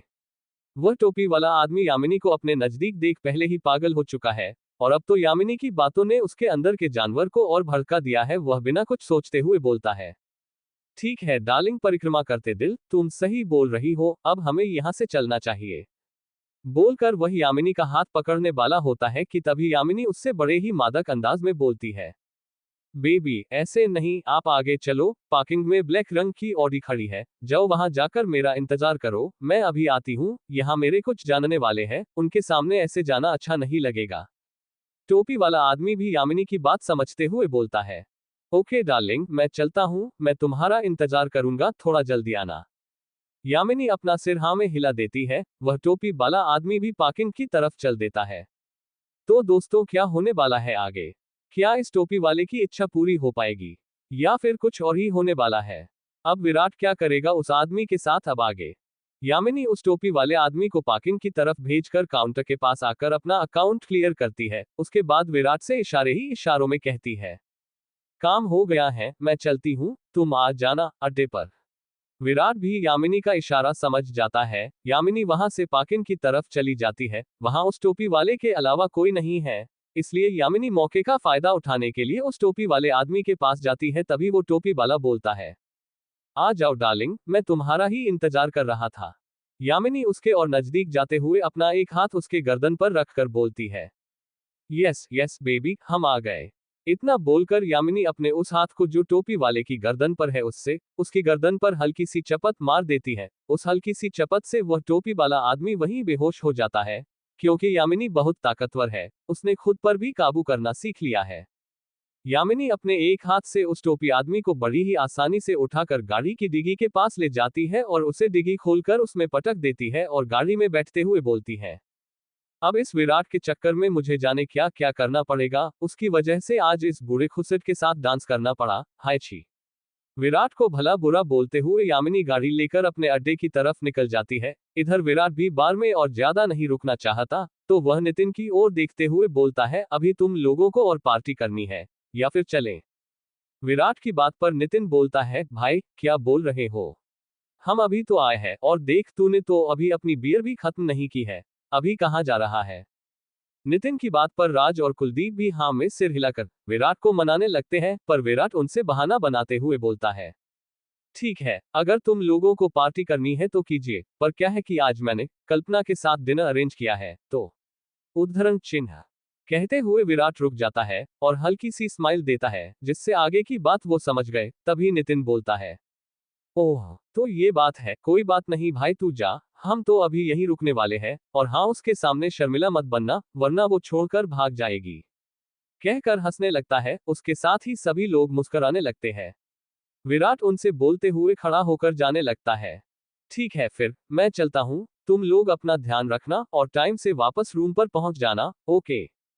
कहकर वो निकल जाते हैं। तभी तीनों विराट से एक साथ बोलते हैं, हमारी चिंता मत कर भाई, तू भी अपना ध्यान रखना और भाभी के साथ अच्छे पेश आना। और तीनों बियर पीते हुए मजाक करने लगते हैं। विराट बाहर निकलकर एक टैक्सी पकड़कर यामिनी के अड्डे की तरफ निकल जाता है। यामिनी की हवेली में पहुंचकर विराट देखता है कि यामिनी एक गन के साथ अपने सोफे पर बैठकर खेल रही है। यामिनी का एक पैर सामने वाली टेबल पर रखा है और गन को घुमा घुमा कर देख रही है। वहीं सामने वो टोपी वाला बेहोश पड़ा हुआ है। तभी विराट सोफे की तरफ आते हुए बोलता है, क्या यामिनी, तुम भी क्या बच्चों की तरह खेल रही हो? बोलते हुए सोफे पर बैठ जाता है। यामिनी उसे तिरछी निगाहों से देखती है और मुस्कुराते हुए तंज भरे अंदाज में कहती है, आ गए लाड साहब, बहुत जल्दी आ गए। यामिनी की पर विराट मुस्कुराने लगता है तो यामिनी दोबारा थोड़ा गुस्सा करते हुए बोलती है, सुन लो तुम, ये पहली और आखिरी बार था, आज के बाद ऐसा काम नहीं करूंगी। ठीक है भाई, ठीक मत करना। तुम ये बताओ अब कि इसे कब तक होश आ जाएगा, क्या किया है तुमने इसके साथ? विराट उस बेहोश पड़े हुए आदमी की तरफ इशारा करते हुए बोलता है। यामिनी कहती है, इसके साथ मैंने कुछ नहीं किया, बस हल्की सी थपकी देकर सुला दिया है, इसे तो अभी होश आ जाएगा। बोलते हुए यामिनी खड़ी होती है और टेबल पर रखे पानी के गिलास को उठाते हुए उस आदमी के पास जाकर उसके मुंह पर गिलास से पानी फेंक देती है। वह आदमी पानी से थोड़ा हिलता है और धीरे धीरे अपनी आंखें खोलने लगता है। आंख खोलते हुए उसे सामने यामिनी दिखाई देती है। वह बिना किसी तरफ ध्यान दिए बोलता है, डार्लिंग, हम पहुंच गए। हम कहाँ हैं? तुम्हारे घर पर। बोलते हुए वह इधर उधर देखने लगता है। फिर उसे पास में रखे हुए सोफे पर विराट दिखाई देता है तो वह विराट को देखकर चौंक जाता है। तभी यामिनी विराट की तरफ देखते हुए लेकिन अपने हाथ का इशारा उस टोपी वाले की तरफ करते हुए बोलती है, ये लो, ये तो अभी होश में ही नहीं आया है, इसे तो अभी ये भी पता नहीं है कि इसके साथ हुआ क्या है। वो आदमी चौंकते हुए खड़ा होता है। यामिनी की बात सुनकर और विराट को वहां बैठा हुआ देखकर उसकी सारी शराब एक ही झटके में उतर गई है। वो ये तो बिल्कुल नहीं सोच सकता था कि यह मासूम सा दिखने वाला लड़का और इतनी सुंदर दिखने वाली लड़की उसके साथ इतना बड़ा खेल भी खेल सकते हैं, जिसे वो सीधा साधा समझकर बाद में मारने वाला था। अब उसी सीधे साधे लड़के ने उसे ही अगवा कर लिया है। तभी विराट अपनी जगह से खड़ा होता है और उस टोपी वाले आदमी के पास जाता है और उससे कहता है, कौन हो तुम और तुम्हें मेरा पीछा करने के लिए किसने भेजा है? विराट की बात का उस टोपी वाले पर कोई असर नहीं पड़ता है क्योंकि वह अभी भी गलत फहमी में है कि ये कॉलेज का स्टूडेंट और एक पतली सी लड़की उसका मुकाबला नहीं कर सकते हैं। इसलिए वह अपना सीना ताने हुए विराट के सामने खड़ा हुआ है लेकिन बोलता कुछ नहीं है। वह जवाब देने की जगह मुस्कुराने लगता है। तो दोस्तों, क्या होगा कहानी में आगे? क्या विराट सच का पता लगा पाएगा या फिर टोपी वाला बचकर निकल जाएगा? विराट का गुस्सा। नमस्कार दोस्तों, फोल्डेड हैंड्स। आशा करते हैं कि आप सभी बढ़िया होंगे और हमारा नोवेल भी अच्छे से पढ़ रहे होंगे। आपने पिछले भाग में पढ़ा कि किस तरह यामिनी उस टोपी वाले आदमी को उठाकर अपनी हवेली पर ले आती है और विराट भी अपने दोस्तों से बहाना बनाकर यामिनी की हवेली पर आ जाता है। अब यामिनी उस टोपी वाले आदमी को होश में लाती है। अब विराट उससे पूछताछ कर रहा है। अब आगे उस आदमी से विराट पूछता है कि कौन हो तुम और मेरा पीछा क्यों कर रहे थे? जिस पर वो आदमी बिना जवाब दिए सीना तान कर खड़ा है और मुस्कुरा रहा है। तभी विराट उस आदमी से पूछता है, तुम्हें क्या लगता है तुम यहाँ आ से जा सकते हो? उद्धरण चिन्ह। तो टोपी वाला आदमी बोलता है, और तुम्हें ये क्यों लग रहा है कि तुम दोनों कॉलेज के स्टूडेंट मुझसे जो पूछोगे मैं उसका जवाब दूंगा? तुम अभी बच्चे हो, बच्चे समझे। उद्धरण चिन्ह।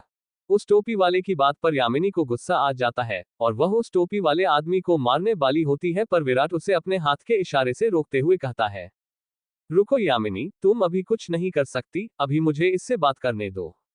विराट के बोलने पर यामिनी अपने दांत पीस कर रह जाती है और गुस्से में वापस सोफे पर जाकर बैठ जाती है। फिर विराट उस टोपी वाले से दोबारा बोलता है, मैं तुमसे आखिरी बार पूछ रहा हूँ, सच सच बता दो वरना तुम्हारे साथ आगे अच्छा नहीं होगा, मैं इस बात की पूरी गारंटी दे सकता हूँ। विराट की बात पर टोपी वाला आदमी बोलता है, चलो ठीक है, मैं भी देखना चाहता हूँ तुम मेरा क्या बिगाड़ सकते हो। करो तुम्हें जो करना है। टोपी वाले की बात पर विराट को भी गुस्सा आ जाता है और वह गुस्से में बोलता है, ठीक है, अब मैं जो करूंगा उसके लिए मुझे दोष मत देना। मैं एक बार के लिए तुम्हें छोड़ भी देता पर दुश्मन को जिंदा छोड़ना मेरे लिए ही खतरनाक होगा। अब मरने के लिए तैयार हो जाओ। कहते हुए विराट उसकी तरफ गुस्से में घुराता है जिससे अब विराट की आंखें बिल्कुल लाल हो चुकी है। उसके आगे के दांत बाहर निकल आए हैं। अब विराट कोई इंसान नहीं लग रहा है। अब विराट किसी दानव से कम नहीं लग रहा है। टोपी वाला आदमी विराट के इस रूम को देखकर अंदर तक घबरा जाता है और कांपता हुआ गिर जाता है। वह डर की वजह से पड़ा हुआ पैरों के बल पीछे खिसक रहा है। वो कुछ बोलना चाहता है पर मुंह से आवाज नहीं निकल पा रही है। विराट उसकी तरफ घूरता हुआ आगे बढ़ता है। जैसे जैसे विराट उस टोपी वाले के पास जा रहा है वैसे वैसे टोपी वाला भी अपने हाथ पैर से खिसकता हुआ पीछे हटता जा रहा है। वह खड़ा भी नहीं हो पा रहा है। डर की वजह से अब उसकी पैंट भी गीली हो चुकी है। विराट अचानक से बिजली की तेज स्पीड से उसके चेहरे के पास अपना चेहरा ले जाता है। अब तो उस टोपी वाले की चीख निकल गई। नहीं, प्लीज मुझे मत मारो, कहकर टोपी वाला आदमी रोने लगता है। डर की वजह से उसने अपनी आंखें भींच ली है। उसकी हिम्मत भी नहीं हो रही है कि वह विराट के उस डरावने चेहरे को दोबारा देख सके। वह अपना चेहरा नीचे करके धीरे धीरे अपनी आंख खोलता है और अपने हाथों को इधर उधर पटकता हुआ विराट के पैरों में पहुंचकर अपने दोनों हाथों से विराट के पैर पकड़ लेता है और विराट से अपनी जान की भीख मांगने लगता है। वह बोलता है, प्लीज मुझे जाने दो, प्लीज मैं तुम्हें सब कुछ बता दूंगा, पर मुझे मत मारो। उद्धरण चिन्ह। विराट उसे पहले मारना तो नहीं चाहता था, पर अब उसे अपनी असलियत बताकर तो बिल्कुल जिंदा छोड़कर कोई भी खतरा नहीं उठा सकता, इसलिए विराट झूठ बोलता है। ठीक है, तुम मुझे सब कुछ बता दो, मैं तुम्हें जाने दूंगा। विराट की बात सुनकर टोपी वाले को एक आशा की किरण नजर आती है और वह कहता है, थैंक यू वेरी मच। हाँ, मैं सब कुछ बताता हूँ। मुझे आपको मारने के लिए अरुण शास्त्री ने 5 लाख रुपए दिए हैं और आपको मारने के बाद 5 लाख रुपए और देने वाला था। प्लीज मैंने सब कुछ बता दिया है, अब मुझे जाने दो। विराट अरुण का नाम सुनकर गुस्से में आ जाता है और वह जमीन में अपना हाथ मरते हुए अरुण का नाम चिल्लाता है। विराट के इस रूप से टोपी वाले के साथ साथ यामिनी भी डर जाती है। हालांकि वह खुद एक वैम्पायर है, पर विराट के मुंह से जमीन में दरार पड़ जाती है और गड्ढा हो जाता है वो अलग। ठीक है, आप शांत हो जाओ, हम उसे देख लेंगे, पर गुस्से में अपना ही नुकसान क्यों कर रहे हो? मेरी हवेली को तो छोड़ दो, इसे तो मत तोड़ो। यामिनी विराट के पास आकर बोलती है। विराट अब शांत हो जाता है और उस आदमी से अपना मन बदलते हुए कहता है, अगर तुम मेरे लिए काम करोगे तो मैं तुम्हें जिंदा छोड़ सकता हूँ, और एक और बात, अगर मेरे बारे में किसी को भी पता चला तो समझ लेना वो दिन तुम्हारा आखिरी दिन होगा। विराट की बात सुनकर टोपी वाला आदमी खुश होते हुए बोलता है, हाँ, मैं आपके लिए काम करने के लिए तैयार हूँ, और मैं वायदा करता हूँ आपका ये सच में अपनी परछाई तक को नहीं बताऊंगा, आप बिल्कुल निश्चित रहो। कहते हुए टोपी वाला आदमी सोचता है, मरने से अच्छा है मैं इनके लिए काम करूं, जिंदगी ने एक मौका दिया है, मैं उसे गवा नहीं सकता। तो दोस्तों, आपको क्या लगता है विराट उस टोपी वाले के साथ क्या करना चाहता है? विराट उसे जिंदा छोड़ देगा या मार देगा? अगवा।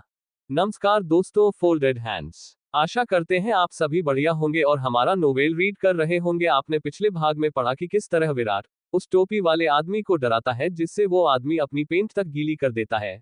विराट आज अपने गुस्से में अपना रूप उस टोपी वाले आदमी को दिखा देता है। इसलिए विराट के पास अब दो हो रास्ते बचे हैं, या तो वह उस टोपी वाले आदमी को मार दे या फिर उसे इतना डराए कि वह विराट का राज किसी को बताने की बजाय विराट के लिए ही काम करने लग जाए। अब आगे विराट उस टोपी वाले को ऑफर दे देता है। वह टोपी वाला भी उस ऑफर को मान लेता है। फिर भी विराट अपनी संतुष्टि के लिए अपने नुकीले दांतों को उसकी ओर दिखाता हुआ घुराया और आगे कहा, याद रखना, हमारे यहाँ गद्दारी की केवल एक ही सजा है और वो है मौत, समझा? याद रखना, अगर किसी के सामने मुंह खोला तो तेरे जिस्म में खून की एक बूंद नहीं बचेगी।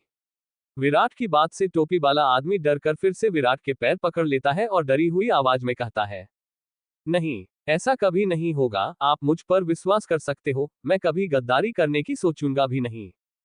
ठीक है, अब खड़े हो जाओ और जैसा मैं बोलूं वैसा ही तुम्हें उस अरुण से बोलना है। अरुण उस टोपी वाले को खड़े करते हुए बोलता है। तभी यामिनी बोलती है, पहले अपना नाम बताओ, और मुझे लगता है कि तुम उस अरुण शास्त्री के लिए काम करते हो। यामिनी की बात पर टोपी वाला आदमी बोलता है, मैडम मेरा नाम विश्वासनाथ है, और आपने सही पहचाना, मैं अरुण शास्त्री के लिए तो क्या किसी के लिए भी काम नहीं करता। मेरी खुद की एक गैंग है, हम बहुत से काम पैसों के लिए करते हैं। विश्वास की बात सुनकर विराट चौंकते हुए बोलता है, क्या तुम्हारी कोई गैंग है, और क्या क्या काम करते हो तुम? विश्वास, हाँ बॉस, मेरी एक गैंग है जिसमें हम कुल 25 लोग हैं, जिसे मैं ही चलाता हूँ। अंडरवर्ल्ड की दुनिया में भी मेरा नाम है। हम सुरक्षा के नाम से लोगों से रुपए लेते हैं, पैसे लेकर किडनैपिंग, मर्डर भी करते हैं, पर आप चिंता न करो, अब से वही होगा जैसा आप चाहोगे। अब से हमारी गैंग की लीडर आप होंगे। विराट, मुझे तुम्हारे काम या तुम्हारी गैंग से अभी कोई मतलब नहीं है, पर हाँ एक बात याद रखना, तुम्हारे काम से किसी भी मासूम को कोई परेशानी नहीं होनी चाहिए। बाकी जैसा चाहो वैसा करो। विश्वास, ओके बॉस, मैं खुद ध्यान रखूंगा कि आज के बाद हमारी वजह से किसी भी मासूम को कोई परेशानी न हो। पर मैं एक बात और कहना चाहता हूँ, आपको ये बात बुरी ना लगे बस। इतना कहकर विश्वासनाथ रुक जाता है और विराट के बोलने का इंतजार करता है। विराट सिर्फ उसे इशारा करते हुए आगे बोलने के कहता है, तो विश्वास अपनी बात को आगे बढ़ाते हुए कहता है, हमारी गैंग भले ही बड़ी ना हो, पर मेरा नाम बहुत बड़ा है। अगर दिल्ली के इस एरिया में आपको कोई भी किसी भी चीज की जरूरत हो तो आप बस एक बार याद करना। उसकी बात पर विराट को कोई खुशी नहीं हुई, क्योंकि अब उसे किसी भी चीज की जरूरत नहीं है। उसको खून की जरूरत थी, पर अब उसके पास खून का पूरा तालाब है। फिर भी विराट उससे कहता है, ठीक है, याद कर लेंगे, अब मैं जा रहा हूँ, तुम्हें आगे की बात यामिनी समझा देगी। विराट यामिनी की तरफ देखते हुए कहता है, यामिनी, अब मुझे जाना होगा, काफी लेट हो रहा है। मैं लेट हो गया तो पता नहीं उनका क्या होगा, जो आज टल्ली होकर रूम पर पड़े होंगे। विराट अपने दोस्तों के बारे में बात कर रहा है, जिन्हें वो बार में शराब पीते हुए छोड़कर आया था। यामिनी, ठीक है, तुम जाओ, इसे मैं सब कुछ समझा दूंगी कि इसे अरुण से कब और कहना है। फिर विराट वहां से निकल जाता है और एक टैक्सी लेकर सीधा हॉस्टल के लिए निकल जाता है। हॉस्टल पर पहुंचकर वह सीधा रूम की तरफ बढ़ रहा है और सोच रहा है, वो लोग सही सलामत आ तो गए होंगे ना, उनका कोई भरोसा नहीं है। आज मैं उनके साथ नहीं था तो उन्होंने पता नहीं आज कितनी पी होगी। और ये अरुण भी लगता है मरना चाहता है, वह एक लड़की के लिए इतना गिर सकता है जो उसे पसंद भी नहीं करती। पता नहीं उसके दिमाग में चल क्या रहा है। विराट सोचते हुए रूम का दरवाजा खोलता है, पर अंदर घुसकर उसके चेहरे की चिंता और बढ़ जाती है, क्योंकि अभी तक नितिन और बाकी दोस्त वापस नहीं आए हैं। रात के 10 बजने को है, पर वो आए नहीं। विराट सीधा अपना मोबाइल निकालकर नितिन को कॉल कर देता है, पर नितिन का मोबाइल बंद आ रहा है। वह बाकी दोस्तों का फोन भी ट्राई करता है, पर कोई फायदा नहीं हुआ, क्योंकि उनकी मोबाइल भी बंद आ रही है। वह सीधा हॉस्टल के बाहर आता है। वह दरवाजे पर आता है तो उसे दरवाजे का गार्ड बाहर जाने से रोक देता है और कहता है, ओह लड़के, कहाँ को? तू तो अभी आया ना, अब कहाँ जा रहा है? तुझे हॉस्टल के नियम नहीं पता क्या? अब कहीं नहीं जा सकते, अब थोड़ी देर में 10 बज जाएंगे, फिर हॉस्टल का गेट लग जाएगा। गार्ड की बात सुनकर विराट और चिंतित हो जाता है। उसे किसी भी हालत में बाहर तो जाना ही है, पर वह कैसे जाए, वह सोच ही रहा है कि उसकी मोबाइल वाइब्रेट करने लगती है। विराट देखता है कि किसी अनजान नंबर से कॉल आ रही है। विराट कॉल उठाना तो नहीं चाहता है, पर वह सोचता है कि ये शायद नितिन की हो सकती है, क्योंकि उसकी मोबाइल बंद है। विराट कॉल उठा लेता है तो कॉल के दूसरी तरफ से आवाज आती है, क्या तुम विराट हो? उद्धरण चिन्ह। विराट, हाँ मैं विराट ही बोल रहा हूँ, कहिए। उद्धरण चिन्ह। कॉल के उधर से आवाज आती है, अच्छा है, तू विराट ही बोल रहा है। अब सुन, अगर तू अपने दोस्तों को जिंदा देखना चाहता है तो मेरे बताए पते पर 10 लाख रुपए लेकर पहुंच जाना, एड्रेस मैं एमएसजी कर दूंगा। बोलकर सामने वाला कॉल काट देता है। तो दोस्तों, आपको क्या लगता है, विश्वास विराट का साथ देगा या उसने अपनी जान बचाने के लिए झूठ बोला? और विराट के दोस्तों को किसने किडनैप किया है? नितिन का एड्रेस मिल गया। नमस्कार दोस्तों, फोल्डेड हैंड्स। आशा करते हैं कि आप सभी बढ़िया होंगे और हमारा नोवेल रीड कर रहे होंगे। आपने पिछले भाग में पढ़ा कि किस तरह विश्वासनाथ विराट के लिए काम करने के लिए मान जाता है। विश्वासनाथ के पास एक गैंग भी है जो बहुत सारे गैर कानूनी काम करती है, जिन्हें करने पर विराट मना कर देता है। उधर विराट वापस हॉस्टल रूम पहुंचता है तो उसे पता चलता है कि वहां पर उसका कोई दोस्त नहीं है। जब वह अपने दोस्तों को ढूंढने जाता है तो गेट पर गार्ड रोक देता है। वहीं उसे कॉल कर पता चलता है कि उसके दोस्त किडनैप हो गए हैं। अब आगे, विराट अपने दोस्तों की किडनैपिंग की बात सुनकर परेशानी के साथ साथ गुस्सा हो जाता है। अब उसको नितिन की चिंता ज्यादा है। वह सोचने लगता है कि वह कहां से इतनी जल्दी 10 लाख रुपए लाए, क्योंकि वह इतना अमीर तो नहीं है कि इतनी जल्दी रुपयों की व्यवस्था कर सके। तब उसके दिमाग में केवल एक नाम आता है और वो नाम है यामिनी। इस टाइम यामिनी ही है जो इतने रुपयों का जुगाड़ कर सकती है। उससे पहले विराट को हॉस्टल से बाहर जाना होगा। इसके लिए विराट अपना दिमाग चलाते हुए गार्ड को दिखाने के लिए वह वापस हॉस्टल रूम की तरफ चल देता है। विराट रूम में पहुंचकर कमरे की खिड़की खोलता है। विराट का कमरा चौथी मंजिल पर है। वो वहां से कूद कर जाने की सोच रहा है, पर उसे थोड़ा डर भी है, पर वह नितिन और बाकी दोस्तों को मरने के लिए भी नहीं छोड़ सकता है। विराट अपने बैग से अपना स्पेस कप निकलता है और उससे एक कप खून पीता है, जिससे उसके शरीर में एनर्जी की रफ्तार तेज हो जाती है। वह सीधा खिड़की पर जाकर नीचे छलांग लगा देता है। वह सीधे नीचे आ जाता है, पर विराट भी अचंभित हो जाता है जब उसे पता चलता है कि उसको कुछ नहीं हुआ है, वह बिल्कुल सही सलामत खड़ा है। उसे ऐसा लगता है कि वह मामूली ऊंचाई से कूदा है। विराट खुश तो होता है, पर उसे अचानक फिर नितिन की याद आ जाती है और वह फिर से दुखी हो जाता है। वह बाहर निकलता हुआ अपना मोबाइल निकालता है और यामिनी को कॉल करके सारी बात बता देता है। तो यामिनी उसे एक एड्रेस देती है और विराट को वहां बुलाती है। विराट उसकी बताई जगह पर पहुंच जाता है तो यामिनी विराट से एक बैग देते हुए कहती है, ये लो तुम्हारे रुपए, पर इनको लेके कहाँ जाना है? कोई एड्रेस दिया क्या उसने? उद्धरण चिन्ह। विराट यामिनी की तरफ उदास चेहरे से देखते हुए बोलता है, नहीं अभी तक कोई एड्रेस नहीं आया है, बस उसी का इंतजार कर रहा हूँ। वो इतना बोलता है कि तभी उसके मोबाइल पर एक मैसेज आता है, जिसमें एक एड्रेस के साथ साथ एक वार्निंग भी लिखी है।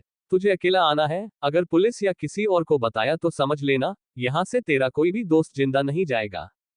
विराट उस मैसेज को यामिनी को दिखाता है तो यामिनी बोलती है, अब क्या करना है। विराट कुछ सोचने के बाद बोलता है, ठीक है, मैं अकेले ही जाऊंगा उनकी नजरों में, तुम मुझे फॉलो करना, लेकिन इस तरह की किसी को पता नहीं चले, हम किसी भी तरह का कोई भी जोखिम नहीं उठा सकते, तुम समझ रही ही ना। हाँ हाँ, मैं समझ रही हूँ, अब मैं इतनी भी पागल नहीं हूँ जितना तुम समझ रहा हो, तुम चिंता मत करो, किसी के कोई शक नहीं होगा। वो दोनों कुछ प्लान करते हैं और फिर विराट बैग उठाकर एक टैक्सी पकड़ता है और बताए हुए एड्रेस की तरफ निकल जाता है। वहीं दूसरी ओर एक पुरानी फैक्ट्री में कुछ गुंडे लोग शराब पीते हुए हंसी मजाक कर रहे हैं। उन्हीं के पास तीन लड़के तीन अलग अलग चेयर पर बंधे हुए हैं। वो तीनों कोई और नहीं नितिन, राज और कुलदीप है, जिनके मुंह से हल्का सा खून निकल रहा है। देखने में तीनों की हालत बुरी लग रही है। अभी तक उन तीनों की शराब भी सही से उतरी भी नहीं है, पर उन्हें पता है कि उनके साथ क्या था और क्या हो रहा है। फ्लैशबैक। नितिन, राज और कुलदीप बार में अपनी बियर पी रहे थे। उनकी पार्टी खत्म होने के बाद वो तीनों हॉस्टल जाने के लिए निकल रहे थे। उनको शराब ज्यादा चढ़ी होने के कारण वो सही से चल भी नहीं पा रहे थे। तभी नितिन एक लड़के से टकरा जाता है। नितिन उस सॉरी बोलकर आगे बढ़ जाता है, लेकिन वो लड़का जिसके साथ चार लड़के और थे वह नितिन और बाकी दोनों को वहीं रोक लेता है और दबंग भरे अंदाज में कहता है, अबे तू है कौन? तेरी हिम्मत कैसे हुई मुझसे टकराने की? तू जानता भी है मैं कौन हूँ? उद्धरण चिन्ह। उसकी बात कर राज बोलता है, भाई आप जो भी हो, हम आपको नहीं जानते, पर हमने आपको सॉरी तो बोल दिया ना। राज की बात को बीच में काटते हुए वह लड़का बोलता है, अरे अब सॉरी बोलने से क्या होगा? तुम मुझसे टकराए और मैं तुम्हें जाने दूं, अगर ऐसा हुआ तो मार्केट में मेरी क्या ही इज्जत रह जाएगी, इसका हर्जाना तो तुम लोगों को चुकाना ही पड़ेगा। नितिन उसकी बात पर चौंकते हुए बोलता है, हर्जाना? कैसा हर्जाना भाई? अब टकराने पर भी हर्जाना देना पड़ेगा क्या? हमने ऐसा कोई नियम नहीं सुना अभी तक। तभी दूसरी पार्टी से एक लड़का बोलता है, ये हमारा नियम है और तुम्हें भी यह नियम मानना पड़ेगा, वरना। इतना बोलकर वह लड़का रुक जाता है। तभी कुलदीप को भी गुस्सा आ जाता है, क्योंकि वह उन तीनों में हट्टा कट्टा है। वह गुस्से में बोलता है, वरना क्या है, चाहते क्या हो तुम? मतलब कुछ भी, जो मन में आया वो करोगे। कुलदीप इतना बोलता ही है कि सामने वाला लड़का कुलदीप की कॉलर पकड़ लेता है, जिससे राज और नितिन को भी गुस्सा आ जाता है और दोनों ग्रुप में लड़ाई हो जाती है, जिसमें वो लड़के तीनों को पकड़ लेते हैं। उनका ये सब रोज का काम है, वो ऐसे ही किसी को पकड़ते हैं और डरा धमका कर रुपए लेते हैं। लेकिन इस बार उनको नितिन और बाकी से इतने रुपए हाथ नहीं लगे तो वो उन तीनों को उठा कर ले गए। वो गुंडे विराट का नंबर लेते हैं और उससे 10 लाख रुपए की मांग करते हैं। Flash back and. तो दोस्तों आपको क्या लगता है, विराट अपने दोस्तों को बचा पाएगा या नहीं? क्या गुंडों को यामिनी की खबर लग जाएगी? क्या विराट इस मामले में विश्वास नाथ की मदद लेगा? गुंडों से लड़ाई। नमस्कार दोस्तों, फोल्डेड हैंड्स। आशा करते हैं कि आप सभी बढ़िया होंगे और हमारी कहानी बहुत अच्छे से पढ़ रहे होंगे। आपने पिछले भाग में पढ़ा कि किस तरह विराट यामिनी के जरिए 10 लाख रुपयों का इंतजाम करता है। फ्लैशबैक से पता चलता है कि कैसे विराट के दोस्त नितिन और बाकी के साथ गुंडों के साथ लड़ाई हो जाती है, जिसकी वजह से वो गुंडे विराट के दोस्तों को उठाकर ले जाते हैं और विराट से 10 लाख रुपयों की मांग रखते हैं। साथ ही विराट को वार्निंग भी देते हैं कि वो रुपए लेकर अकेला आए, किसी को साथ लाया तो उसके दोस्त जिंदा नहीं बचेंगे। अब आगे विराट उस एड्रेस पर पहुंच जाता है जो मैसेज में होता है। वह टैक्सी से बाहर निकलता है तो देखता है कि वह एक फैक्ट्री के सामने खड़ा है, जो दिखने में बहुत ज्यादा पुरानी लग रही है। उसका काम भी अभी पूरा नहीं हुआ है। फिर विराट उस फैक्ट्री के अंदर जाता है। उसको दूर से ही यामिनी देख रही है। उसे विराट ने कहा था कि जब तक कोई प्रॉब्लम नहीं हो तब तक वो कुछ नहीं करेगी, इसलिए वो शांति से दूर रहकर नजर रखे हुए है। विराट फैक्ट्री के अंदर चला जाता है। वह देखता है वहां पर 5 लोग हैं जो पत्ते खेलने में व्यस्त है। उन्हीं से थोड़ी दूर 3 लोग चेयर पर बंधे हुए हैं, जो कि विराट के दोस्त नितिन, राज और कुलदीप है। विराट की नजर उन पर पड़ती है, तभी वो भी विराट को देखते हैं और फिर शर्म की वजह से अपनी नजर नीचे कर लेते हैं। उसी टाइम वो गुंडे भी विराट को देख लेते हैं, तो वो लोग पत्ता खेलना बंद कर खड़े हो जाते हैं। तब उनमें से एक लड़का आगे आता है जो विराट की तरफ मुस्कुराकर बोलता है, आ गया तू, रुपए तो पूरे लाया है ना?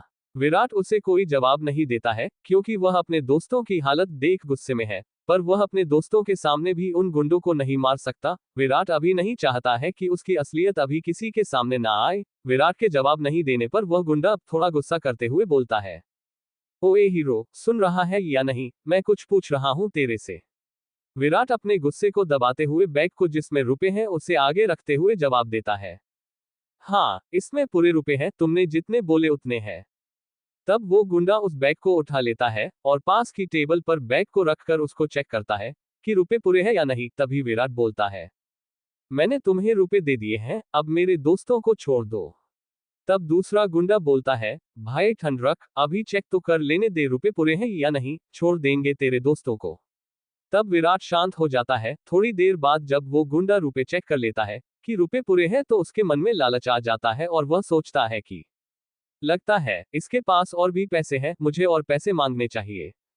इतना सोचकर वह शैतानी मुस्कान के साथ अपने दोस्तों को देखता है तो उसकी मुस्कान को देख उसके दोस्त भी उसका इशारा समझ जाते हैं और उनमें से एक तगड़ा हट्टा कट्टा लड़का बोलता है, तुमने आने में देर कर दी, अभी हमें 5 लाख रुपए और चाहिए, तभी हम तेरे दोस्तों को छोड़ेंगे, वरना नहीं। उद्धरण चिन्ह। उस गुंडे भी बात सुनकर विराट को गुस्सा आता है, तो वहीं विराट के दोस्तों को बुरा लगता है कि उनकी वजह से आज विराट को कितना कुछ झेलना पड़ रहा है। अगर वो विराट की बात मानकर पहले ही वार से निकल जाते तो ऐसा नहीं होता है। अब विराट गुस्से में बोलता है, लगता है तुम ऐसे नहीं मानोगे, अब तुम्हें सबक सिखाना ही पड़ेगा। उसकी बात पर गुंडे हंसने लगते हैं। फिर उनमें से एक गुंडा हंसते हुए बोलता है, अरे देखो तो इस हीरो को, ये हमें सबक सिखाएगा। इतना बोलकर फिर वो गुंडा डरने की एक्टिंग करते हुए बोलता है, अरे बाप रे बाप, मुझे तो डर लग रहा है, कहीं ये मुझे जान से न मार दे, बचाओ मुझे इससे कोई। बोलते हुए वह एक गुंडे के पीछे छुप जाता है और फिर सब हंसने लगते हैं। तभी विराट एक जोर की आवाज लगाते हुए बोलता है, यामिनी। विराट की आवाज खत्म होते ही वहां यामिनी आ जाती है। विराट उन लोगों से लड़ाई नहीं करना चाहता था क्योंकि वह लड़ाई करते समय अपने काबू से बाहर भी कर सकता था, लेकिन यामिनी को खुद पर पूरा काबू था। लेकिन यामिनी जैसे ही वहां आती है तो विराट के दोस्तों का हुलिया ही बदल जाता है। वो शौक हो चुके हैं कि यामिनी इन गुंडों से लगेगी, कहीं विराट पागल तो नहीं हो गया है।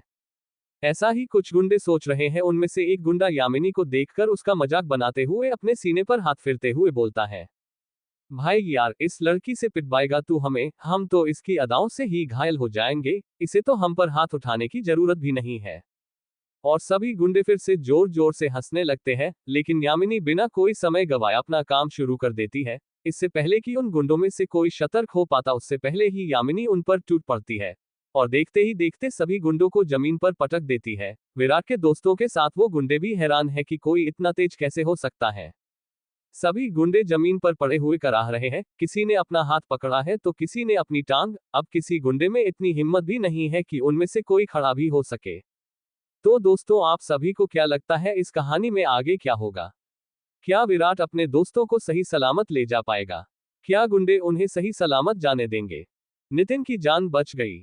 नमस्कार दोस्तों, फोल्डेड हैंड्स। आशा करते हैं आप सभी बढ़िया होंगे और हमारी कहानी बहुत अच्छे से पढ़ रहे होंगे। आपने पिछले भाग में पढ़ा कि किस तरह विराट अपने दोस्तों को बचाने के लिए गुंडों को रुपए दे देता है, पर गुंडों को और रुपए लेने का लालच आ जाता है जो उन पर ही भारी पड़ जाता है। और एक कहावत भी तो है जो यहाँ बिल्कुल सही लग रही है, लालच बुरी बला है। गुंडों के लालच के चक्कर में विराट को गुस्सा आ गया तो उसने यामिनी को बुलाकर उन्हें अच्छा सबक सिखा दिया। अब आगे गुंडे जमीन पर पड़े हुए कराह रहे हैं। विराट अपने दोस्तों के पास जाता है और उनकी रस्सी खोल देता है। विराट के दोस्त खुश तो है, पर खुशी से ज्यादा उनके चेहरे पर असमंजस के भाव हैं। वो यामिनी की फाइटिंग स्टाइल से इतने प्रभावित हुए हैं कि उनके मन से गुंडों का डर भी निकल चुका है। तभी नितिन विराट से बोलता है, सॉरी यार, हमारी वजह से तुझे। वो बोलना चाहता था कि हमारी वजह से तुझे इतनी तकलीफ उठानी पड़ी, अगर हम तेरी बात मानकर तभी हॉस्टल चले गए होते तो ये सब नहीं होता। पर उसके पूरा बोलने से पहले ही विराट नितिन को गले लगाते हुए बोलता है, कुछ मत बोल, मुझे पता है तू क्या बोलना चाहता है, तू मेरा भाई है यार, मैं तेरे लिए कुछ भी करूंगा, पर आगे से अपना ध्यान रखना और तुम दोनों भी, राज और कुलदीप, और देखते हुए अपना ख्याल रखा करो। तभी उन गुंडों में से किसी की मोबाइल की रिंगटोन बजती है। वो जैसे तैसे अपना मोबाइल निकालता है, मोबाइल में बॉस नाम दिख रहा है। वह गुंडा खुश होते हुए विराट से बोलता है, अगर तुम में हिम्मत है तो अभी थोड़ी देर और रुक जाओ, वो तुम्हें तुम्हारी औकात दिखा देंगे। इतना बोलकर वो गुंडा अपने बॉस का कॉल उठाता है और उसे सब कुछ बता देता है। कॉल के उधर से आवाज आती है, तुम लोग उसे 5 मिनट रोको, मैं अभी आ रहा हूँ, मैं भी तो देखूं किसकी इतनी हिम्मत हो गई जो मेरे लड़कों को मेरे ही अड्डे पर पीट सके। और कॉल कट जाती है तो वह घायल गुंडा विराट को चिढ़ाते हुए बोलता है, अब तो तू गया हीरो, बॉस आने वाले हैं, अब तू कहीं भी छुप जाना, तू बच नहीं पाएगा।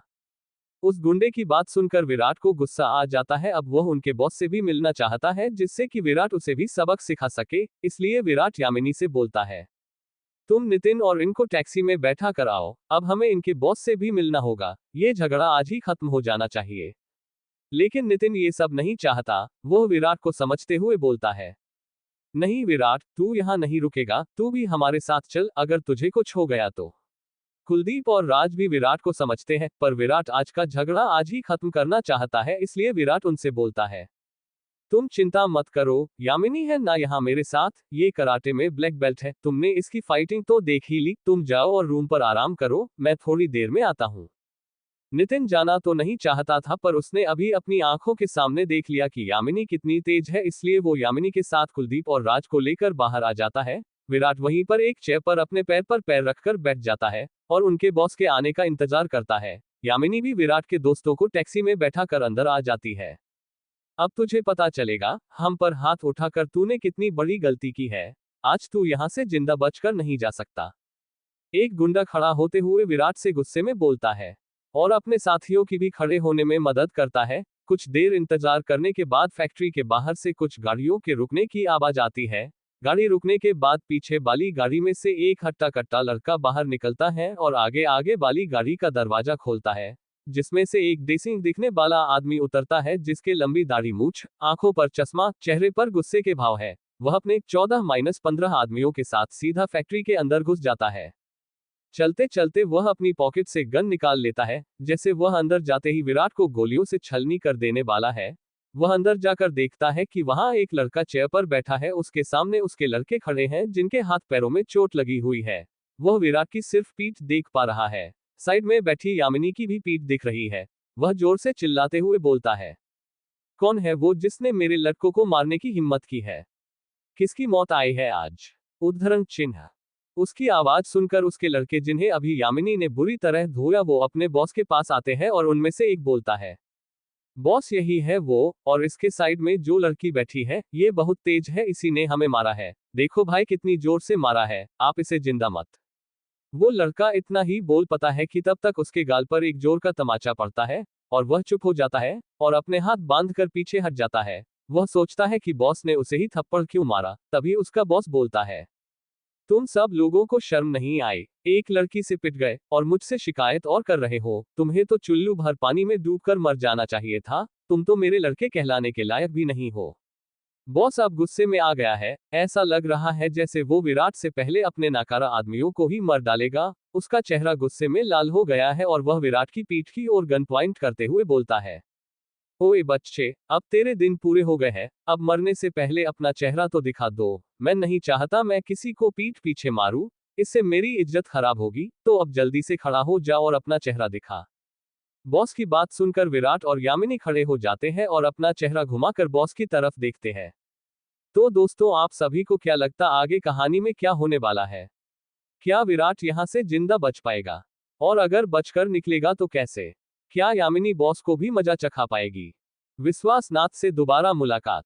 नमस्कार दोस्तों, फोल्डेड हैंड्स। आशा करते हैं आप सभी बढ़िया होंगे और हमारी कहानी बहुत अच्छे से पढ़ रहे होंगे। आपने पिछले भाग में पढ़ा कि किस तरह विराट नितिन और बाकी दोस्तों को रूम पर भेज देता है। फिर थोड़ी देर बाद फैक्ट्री पर गुंडों का बॉस आ जाता है। वह अपने ही लड़कों को सुनाने लगता है, क्योंकि वो आज 5 लड़के होकर भी एक लड़की से मार खा गए। बॉस को गुस्सा आना वाजिब था, वह विराट की तरफ गन तान कर खड़ा है और आखिरी बार विराट का चेहरा देखना चाहता है। अब आगे नितिन और उसके दोस्त टैक्सी में जा रहे हैं, तब नितिन को विराट के बारे में सोचकर चिंता होने लगती है। हालांकि विराट की चिंता कुलदीप और राज को भी है, पर राज नितिन को समझाते हुए बोलता है, यार सच में यामिनी है तो कमाल, तुम लोगों ने देखा वो कितनी तेज है, अगर वो चाहे तो एक साथ 100 लोगों से भी लड़ सकती है। कुलदीप भी राज का इशारा समझ जाता है और कहता है, हाँ सही बोला भाई, वैसे उसके रहते विराट को कुछ नहीं होगा, अब हमें उसकी चिंता नहीं करनी चाहिए। वैसे अब तो काफी लेट हो गया है, हॉस्टल का गेट भी लग गया होगा, तो हम कैसे जाएंगे अब? कुलदीप और राज नितिन का ध्यान हटाने के लिए तरह तरह की बातें करते हैं।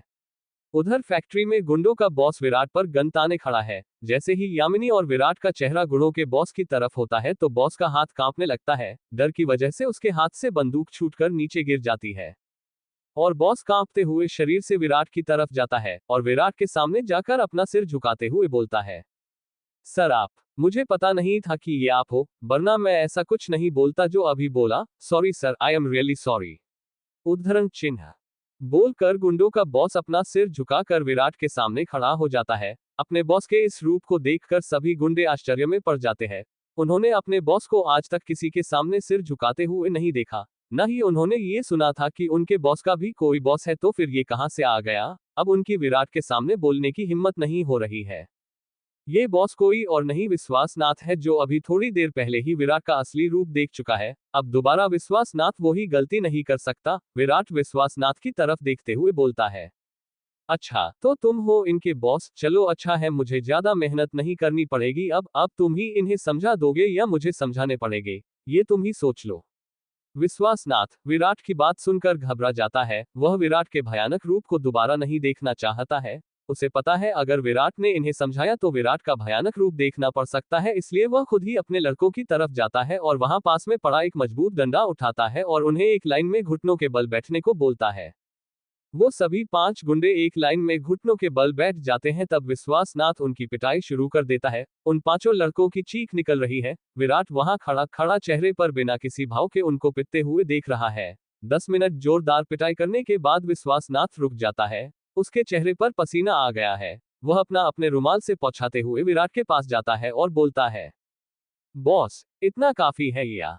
कहकर विश्वासनाथ रुक जाता है। वह कहना चाहता है कि विराट का गुस्सा शांत हो गया हो तो इनको पीटना बंद कर दे, लेकिन विराट बिना किसी भाव के साथ खड़ा है, जिससे विश्वासनाथ की लगता है कि शायद अभी विराट का गुस्सा शांत नहीं हुआ है। उसके लड़के जमीन पर पड़े हुए रो रहे हैं और मन ही मन अपने बॉस को गालियां दे रहे हैं कि हमारे बॉस लगता है पागल हो गए हैं, किसी कॉलेज के स्टूडेंट के लिए हमारी पिटाई कर दी, ऐसा है क्या इस लड़के में।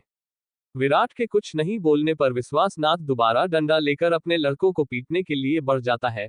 उधर लड़कों के गले का पानी भी सूख चुका है। अब और ज्यादा उनकी पिटाई होगी तो उनकी हालत बहुत बुरी हो जाएगी, लेकिन विश्वासनाथ भी मजबूर है। वह अपने लड़कों को पीटकर उनकी ही जान बचा रहा है। लेकिन जैसे ही विश्वासनाथ डंडा उठाता वैसे ही विराट उसे रोकते हुए बोलता है, अरे रहने दो अब विश्वासनाथ जी, कोई बात नहीं, मैं अब इन्हें इनकी पहली और आखिरी गलती समझकर माफ करता हूँ, लेकिन याद रहे ऐसा दोबारा नहीं होना चाहिए। इन्हें अच्छे से समझा देना, अब मैं यहाँ से जा रहा हूँ। विश्वासनाथ, ठीक है बॉस, जैसा आप चाहो, मैं इन्हें अच्छे से समझा दूंगा। आज के बाद ये ऐसा कुछ नहीं करेंगे जिससे आपको या आपके दोस्तों को कोई परेशान हो। विराट वहां से यामिनी के साथ निकल जाता है। तब विश्वासनाथ अपने लड़कों से बोलता है, तुम गधों को पूरी दिल्ली में इनके ही दोस्त मिले क्या उठाने के लिए? तुम नकायकों को ये भी नहीं पता कि मैंने तुम्हें पीटकर तुम्हारी ही जान बचाई है। इस पूरी दिल्ली में किसी से भी पंगा ले लेना, पर इसके साथ कभी भी पंगा मत लेना।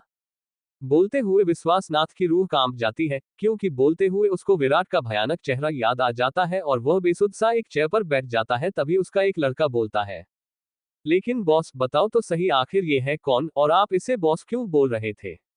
विश्वासनाथ थोड़ा गुस्से में बोलता है, तुम ये ना जानो तो ही अच्छा है। बस इतना याद रखो, इससे दूर रहोगे, इसके किसी भी काम में टांग मत अड़ाना, अगली बार मैं तुम्हें नहीं बचा पाऊंगा। सभी लड़के एक दूसरे का मुंह देख कर रह जाते हैं। अब आगे उनमें से किसी की हिम्मत नहीं हो रही है कि वो कुछ भी पूछ सके, पर उनको अपने बॉस का हुक्म तो मानना ही पड़ेगा, इसलिए सभी अपने दिमाग में ये बात बैठा लेते हैं। इसी टाइम एक बार एक लड़का और एक लड़की प्राइवेट रूम में शराब पी रहे हैं। ऐसा लग रहा है कि लड़की ने कुछ ज्यादा ही शराब पी ली है, वह बिल्कुल मदहोश हो चुकी है। लड़के की नजर उस लड़की की गर्दन पर है। वह लड़का उस लड़की की गर्दन को देखते हुए एक लंबी सांस अपनी गर्दन पर हाथ घुमाते हुए लेता है, जैसे कि वह उस लड़की की गंध को महसूस कर रहा है। अचानक उस लड़के के आगे के दांत एक वैम्पायर की तरह बाहर निकल आते हैं। उसकी आंखों का रंग धीरे धीरे बदल रहा है। उस लड़की को कोई होश नहीं है कि उसके आसपास क्या ही रहा है। तो दोस्तों, आपको क्या लगता है क्या होने वाला है कहानी में आगे? विराट की जिंदगी में अब कौन सी परेशानी आने वाली है? और वार में वो लड़का लड़की कौन थे? क्या लड़का एक वैम्पायर है? आखिर कौन है वो लड़का? नया वैम्पायर? नमस्कार दोस्तों, फोल्डेड हैंड्स आशा करते हैं आप सभी बढ़िया होंगे और हमारी कहानी बहुत अच्छे से पढ़ रहे होंगे। आपने पिछले भाग में पढ़ा कि जब विश्वासनाथ को पता चलता है कि वह विराट पर गन तान कर खड़ा है तो डर की वजह से उसके हाथ से गन गिर जाती है और विराट से माफी मांगने लगता है। फिर वह विराट की माफी के लिए अपने लड़कों को पीटने लगता है। फिर विराट भी उसे चेतावनी देते हुए माफ कर देता है कि आज के बाद ऐसा कभी नहीं होना चाहिए। दूसरी तरफ बार के प्राइवेट रूम में लड़का लड़की शराब पीने में मशगूल है। अब आगे लड़की शराब के नशे में चूर है और लड़का उसे प्यासी नजरों से देख रहा है। उसके दांत धीरे धीरे बड़े हो रहे हैं और उसकी आंखें लाल होती जा रही है। अचानक लड़की की नजर उस लड़के के चेहरे पर पड़ती है तो लड़का अपना मुंह बंद कर लेता है, पर आंखों को कैसे बंद करे। वह लड़की उसकी आंखों को बड़े गौर से देखती है तो लड़का थोड़ा घबरा जाता है, पर लड़की उसके चेहरे पर हाथ घुमाते हुए बोलती है, baby your eyes are so cute. आज तुम्हारी आंखें बहुत क्यूट लग रही हैं। ये शराब का असर है या किसी और का। वह लड़का अब रिलैक्स हो जाता है और उस लड़की की कमर को एक हाथ से पकड़कर उसे अपने नजदीक सटा लेता है और अपने दूसरे हाथ से उस लड़की के चेहरे पर बड़े प्यार से घुमाते हुए बोलता है, स्वीट हार्ट, ये शराब का नहीं तुम्हारे प्यार का असर है। ये आंखें तुम पर ही टिकी रहती है ना, इस वजह से इतनी प्यारी है। तुम्हें पता है ये आंखें और भी क्यूट हो जाएंगी। वो लड़की कुछ सोचते हुए बोलती है, और क्यूट हो जाएंगी इसका क्या मतलब है। अभी तुम ये बात नहीं समझोगी, बाद में समझाएंगे फिर कभी। वो लड़का एक एक गिलास शराब का भरते हुए बोलता है, अच्छा ऐसा है क्या, फिर तो मैं भी देखना चाहूंगी तुम्हारी और क्यूट आंखों को, जब ये और भी ज्यादा क्यूट हो जाएंगी। वो लड़का शराब के गिलास को उसकी तरफ बढ़ाते हुए बोलता है, अच्छा पर मुझे लगता नहीं तुम देख पाओगी। वो लड़की शराब का गिलास लेते हुए बोलती है, इसका क्या मतलब है कि मैं नहीं देख पाऊंगी।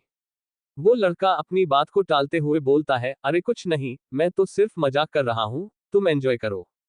और दोनों शराब पीने लगते हैं। अब लड़की को बहुत ज्यादा चढ़ चुकी है तो लड़की बोलती है, बेबी अब बस, अब और नहीं पी सकती मैं।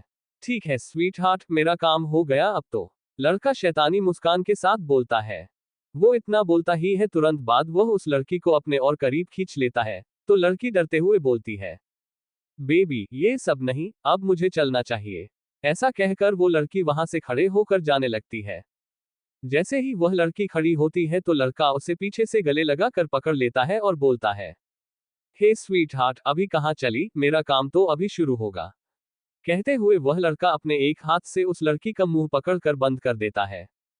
वह लड़की अपने आप को बचाने की बहुत कोशिश कर रही है, पर उसे बचने का कोई तरीका नहीं मिल रहा है।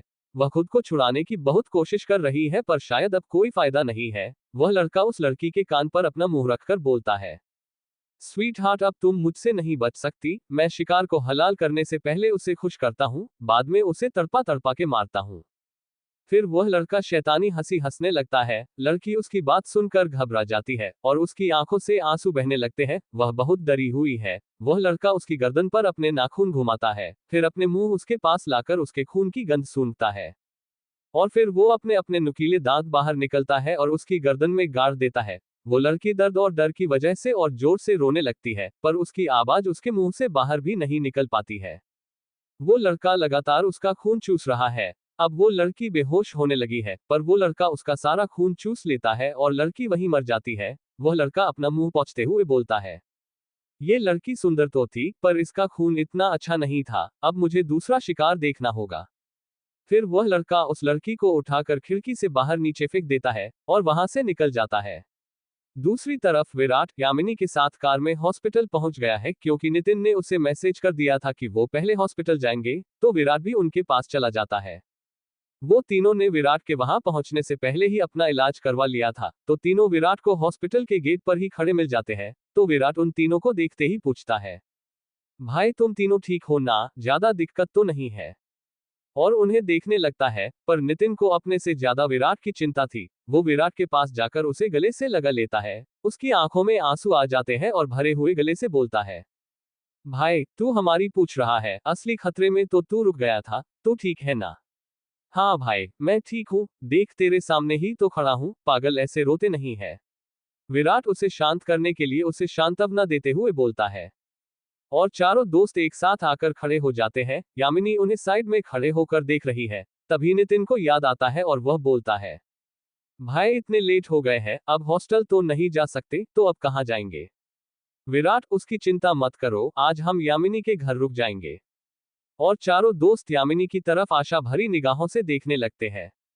तो दोस्तों, आपको क्या लगता है आगे इस कहानी में क्या होने वाला है? आखिर वो वैम्पायर कौन था जिसने वार में उस लड़की का खून चूस कर मर डाला? क्या विराट का आमना सामना उस वैम्पायर से होगा? क्या यामिनी विराट और उसके दोस्तों को अपने घर ले जाएगी? भूतिया हवेली। नमस्कार दोस्तों, फोल्डेड हैंड्स। आशा करते हैं आप सभी अच्छे होंगे और हमारी कहानी को एंजॉय कर रहे होंगे। आपने पिछले भाग में पढ़ा कि किस तरह एक अनजान वैम्पायर एक लड़की को अपने जाल में फंसा कर मार डालता है, उसका सारा खून पी जाता है। नितिन और उसके दोस्त भी अपना इलाज करवा कर विराट से मिलते हैं। अब उनके सामने ये समस्या है कि इतनी रात को वो अब हॉस्टल नहीं जा सकते हैं, तो विराट यामिनी के घर जाने की सलाह देता है। अब आगे विराट और उसके दोस्त हॉस्पिटल के गेट पर खड़े हैं और आज रहने के लिए यामिनी के घर की बात करते हैं। सभी दोस्त यामिनी की तरफ आशा भरी नजरों से देखते हैं, तो यामिनी भी उनकी बात रखते हुए बोलती है, ठीक है, अब ऐसे मत देखो मुझे, पर सिर्फ आज रात के लिए बस। उसकी बात सुनकर सभी राहत की सांस लेते हैं और गाड़ी में बैठकर यामिनी के अड्डे यानी उसकी हवेली की तरफ निकल जाते हैं। कॉलेज के पास होने के कारण थोड़ी ही देर में वो सभी यामिनी के घर बाहर पहुंच जाते हैं। फिर सभी अंदर जाते हैं। अंदर जाने के बाद नितिन, राज और कुलदीप हवेली के अंदर लगी तस्वीरों को देखने लगते हैं, जिन्हें देखकर उन्हें डर का अनुभव होता है और वो आपस में धीमी आवाज में बात करने लगते हैं। नितिन, भाई ये घर है या कोई भूतिया हवेली? देखो यहाँ कितनी डरावनी पेंटिंग है, इन्हें देखकर तो मुझे डर लग रहा है। राज, सही कहा भाई, ये सच में किसी भूतिया हवेली से कम नहीं है। अगर मैं यहाँ अकेला आया होता तो अब तक पेंट गीली कर चुका होता। नितिन और कुलदीप उसकी तरफ अजीब निगाहों से देखने लगते हैं, क्योंकि राजी तो उनमें पहलवान सा दिखता है और वो भी ऐसी बात बोल रहा है। फिर वो थोड़ी आगे लगी एक वैम्पायर की तस्वीर के आगे जाते हैं, तो कुलदीप बोलता है, यार अब तो मुझे भी शक हो रहा है, ये यामिनी कोई भूतनी तो नहीं या फिर कोई चुड़ैल? देखा नहीं ये कैसे लड़ती है तो दिखाई भी नहीं देती।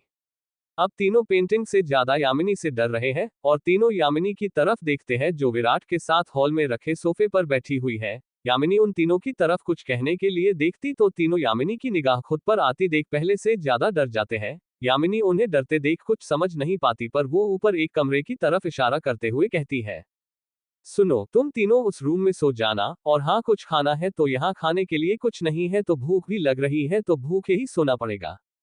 तभी नितिन बोलता है, नहीं नहीं, हमें भूख नहीं है, हम सोने जा रहे हैं। उसकी बात पर कुलदीप और राज भी अपना सिर हिलाकर नितिन की बात में सहमति दे देते हैं और एक दूसरे का हाथ पकड़ते हुए सीढ़ियों की तरफ चल देते हैं। जाते हुए नितिन विराट से बोलता है, भाई हम सोने जा रहे हैं, अपना ध्यान रखना। नितिन की बात को विराट पहले तो समझता नहीं है, पर फिर उस लड़ाई के बारे में सोचकर बोलता है, ठीक है भाई, तुम जाओ और सो जाओ। पर नितिन तो कहना चाहता था कि भाई तेरे पास बैठी चुड़ैल से बचकर रहना, पर वो यामिनी के सामने कुछ नहीं बोल सकता था, इसलिए वो तीनों चुपचाप कमरे की तरफ बढ़ जाते हैं और मुड़ मुड़कर यामिनी और विराट की तरफ देखे जा रहे हैं।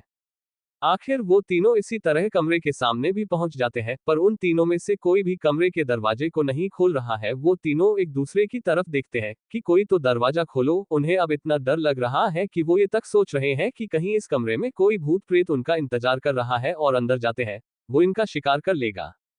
डरते हुए नितिन बोलता है, राज, दरवाजा खोल भाई। राज अपना नाम सुनते ही पीछे की तरफ हट जाता है और कहता है, मैं क्यों खोलूं? उद्धरण चिन्ह। नितिन कुलदीप। वो इतना ही बोलता है कि कुलदीप पीछे हटते हुए बोलता है, भाई मुझे रहने दो, मुझसे नहीं होगा। तब नितिन बोलता है, अच्छा ठीक है, हम तीनों खोलते हैं, जिएंगे साथ और मरेंगे भी साथ। अब ठीक है ना, आज जाओ दोनों और एक साथ खोलते हैं। तो तीनों एक साथ आकर दरवाजा खोलते हैं और दरवाजा खोलते ही तीनों डर की वजह से अपनी आंखें बंद कर लेते हैं, पर उन्हें कुछ नहीं हुआ है। ये सोचकर तीनों धीरे धीरे अपनी आंख खोलते हैं और तीनों आपस में अपना हाथ पकड़कर अंदर घुस जाते हैं। अंदर जाकर उन्हें पता चलता है कि वो ऐसे ही डर रहे थे, तो तीनों रिलैक्स हो जाते हैं और कमरा देखने लगते हैं। कमरा बहुत अच्छी तरह से सजा हुआ था, महंगा फर्नीचर, शानदार डबल बेड और नकली फूलों के गुलदस्ते और भी बहुत कुछ जो उस कमरे की खूबसूरत बना रहा है।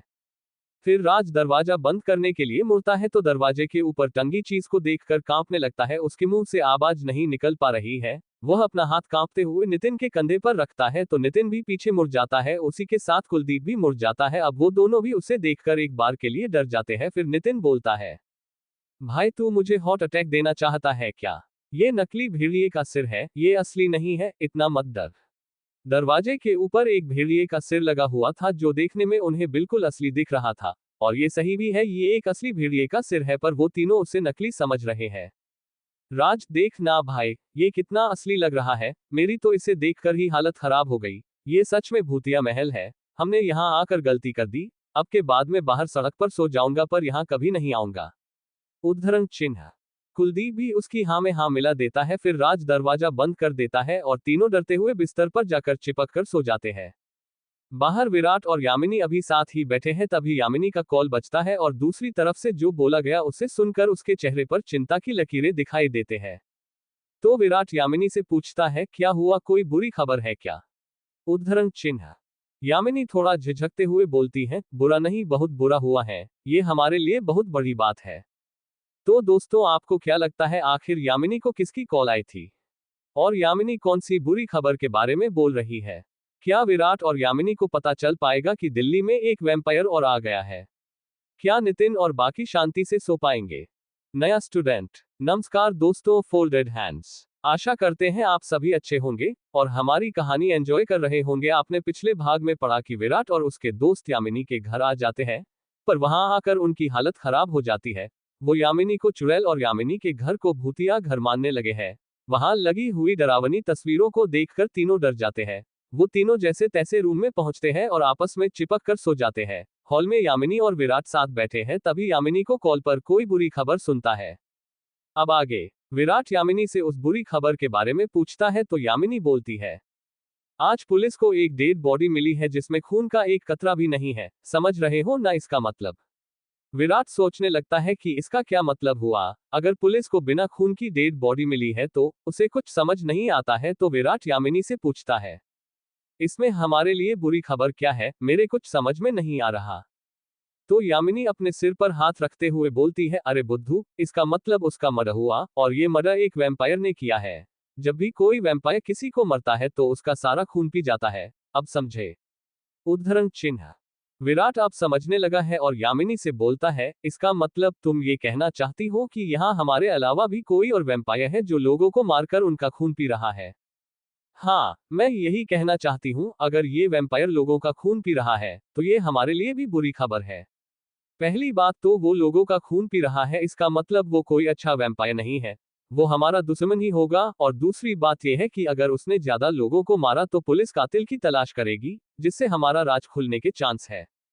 विराट यामिनी की बात सुनकर सोच में पड़ जाता है। यामिनी की बात भी सही है, ये कोई अच्छा वैम्पायर तो बिल्कुल नहीं है। तो विराट बोलता है, तो हमें क्या करना चाहिए? क्या तुम उस वैम्पायर का पता लगा सकती हो? उद्धरण चिन्ह। यामिनी, उसे हमें ढूंढना तो पड़ेगा ही, पर यह इतना आसान भी नहीं है। किसी वैम्पायर को ढूंढना बहुत मुश्किल है। वो हमारी तरह ही आम जिंदगी जी रहा होगा और अपने नए शिकार की तलाश में होगा। ये कोई भी हो सकता है, लड़का भी और लड़की भी। विराट, हम तुम सही हो, अभी तो उसके बारे में कुछ पता भी नहीं है, तो कैसे पता लगा जाए इसके बारे में?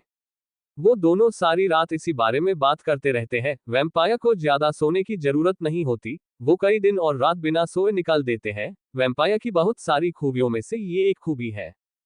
सुबह का समय। नितिन, राज और कुलदीप सुबह समय से ही जाग जाते हैं और जाग कर ऊपर वाले को शुक्रिया करते हैं कि आज की रात वो इस भूतिया घर में जिंदा बच गए हैं।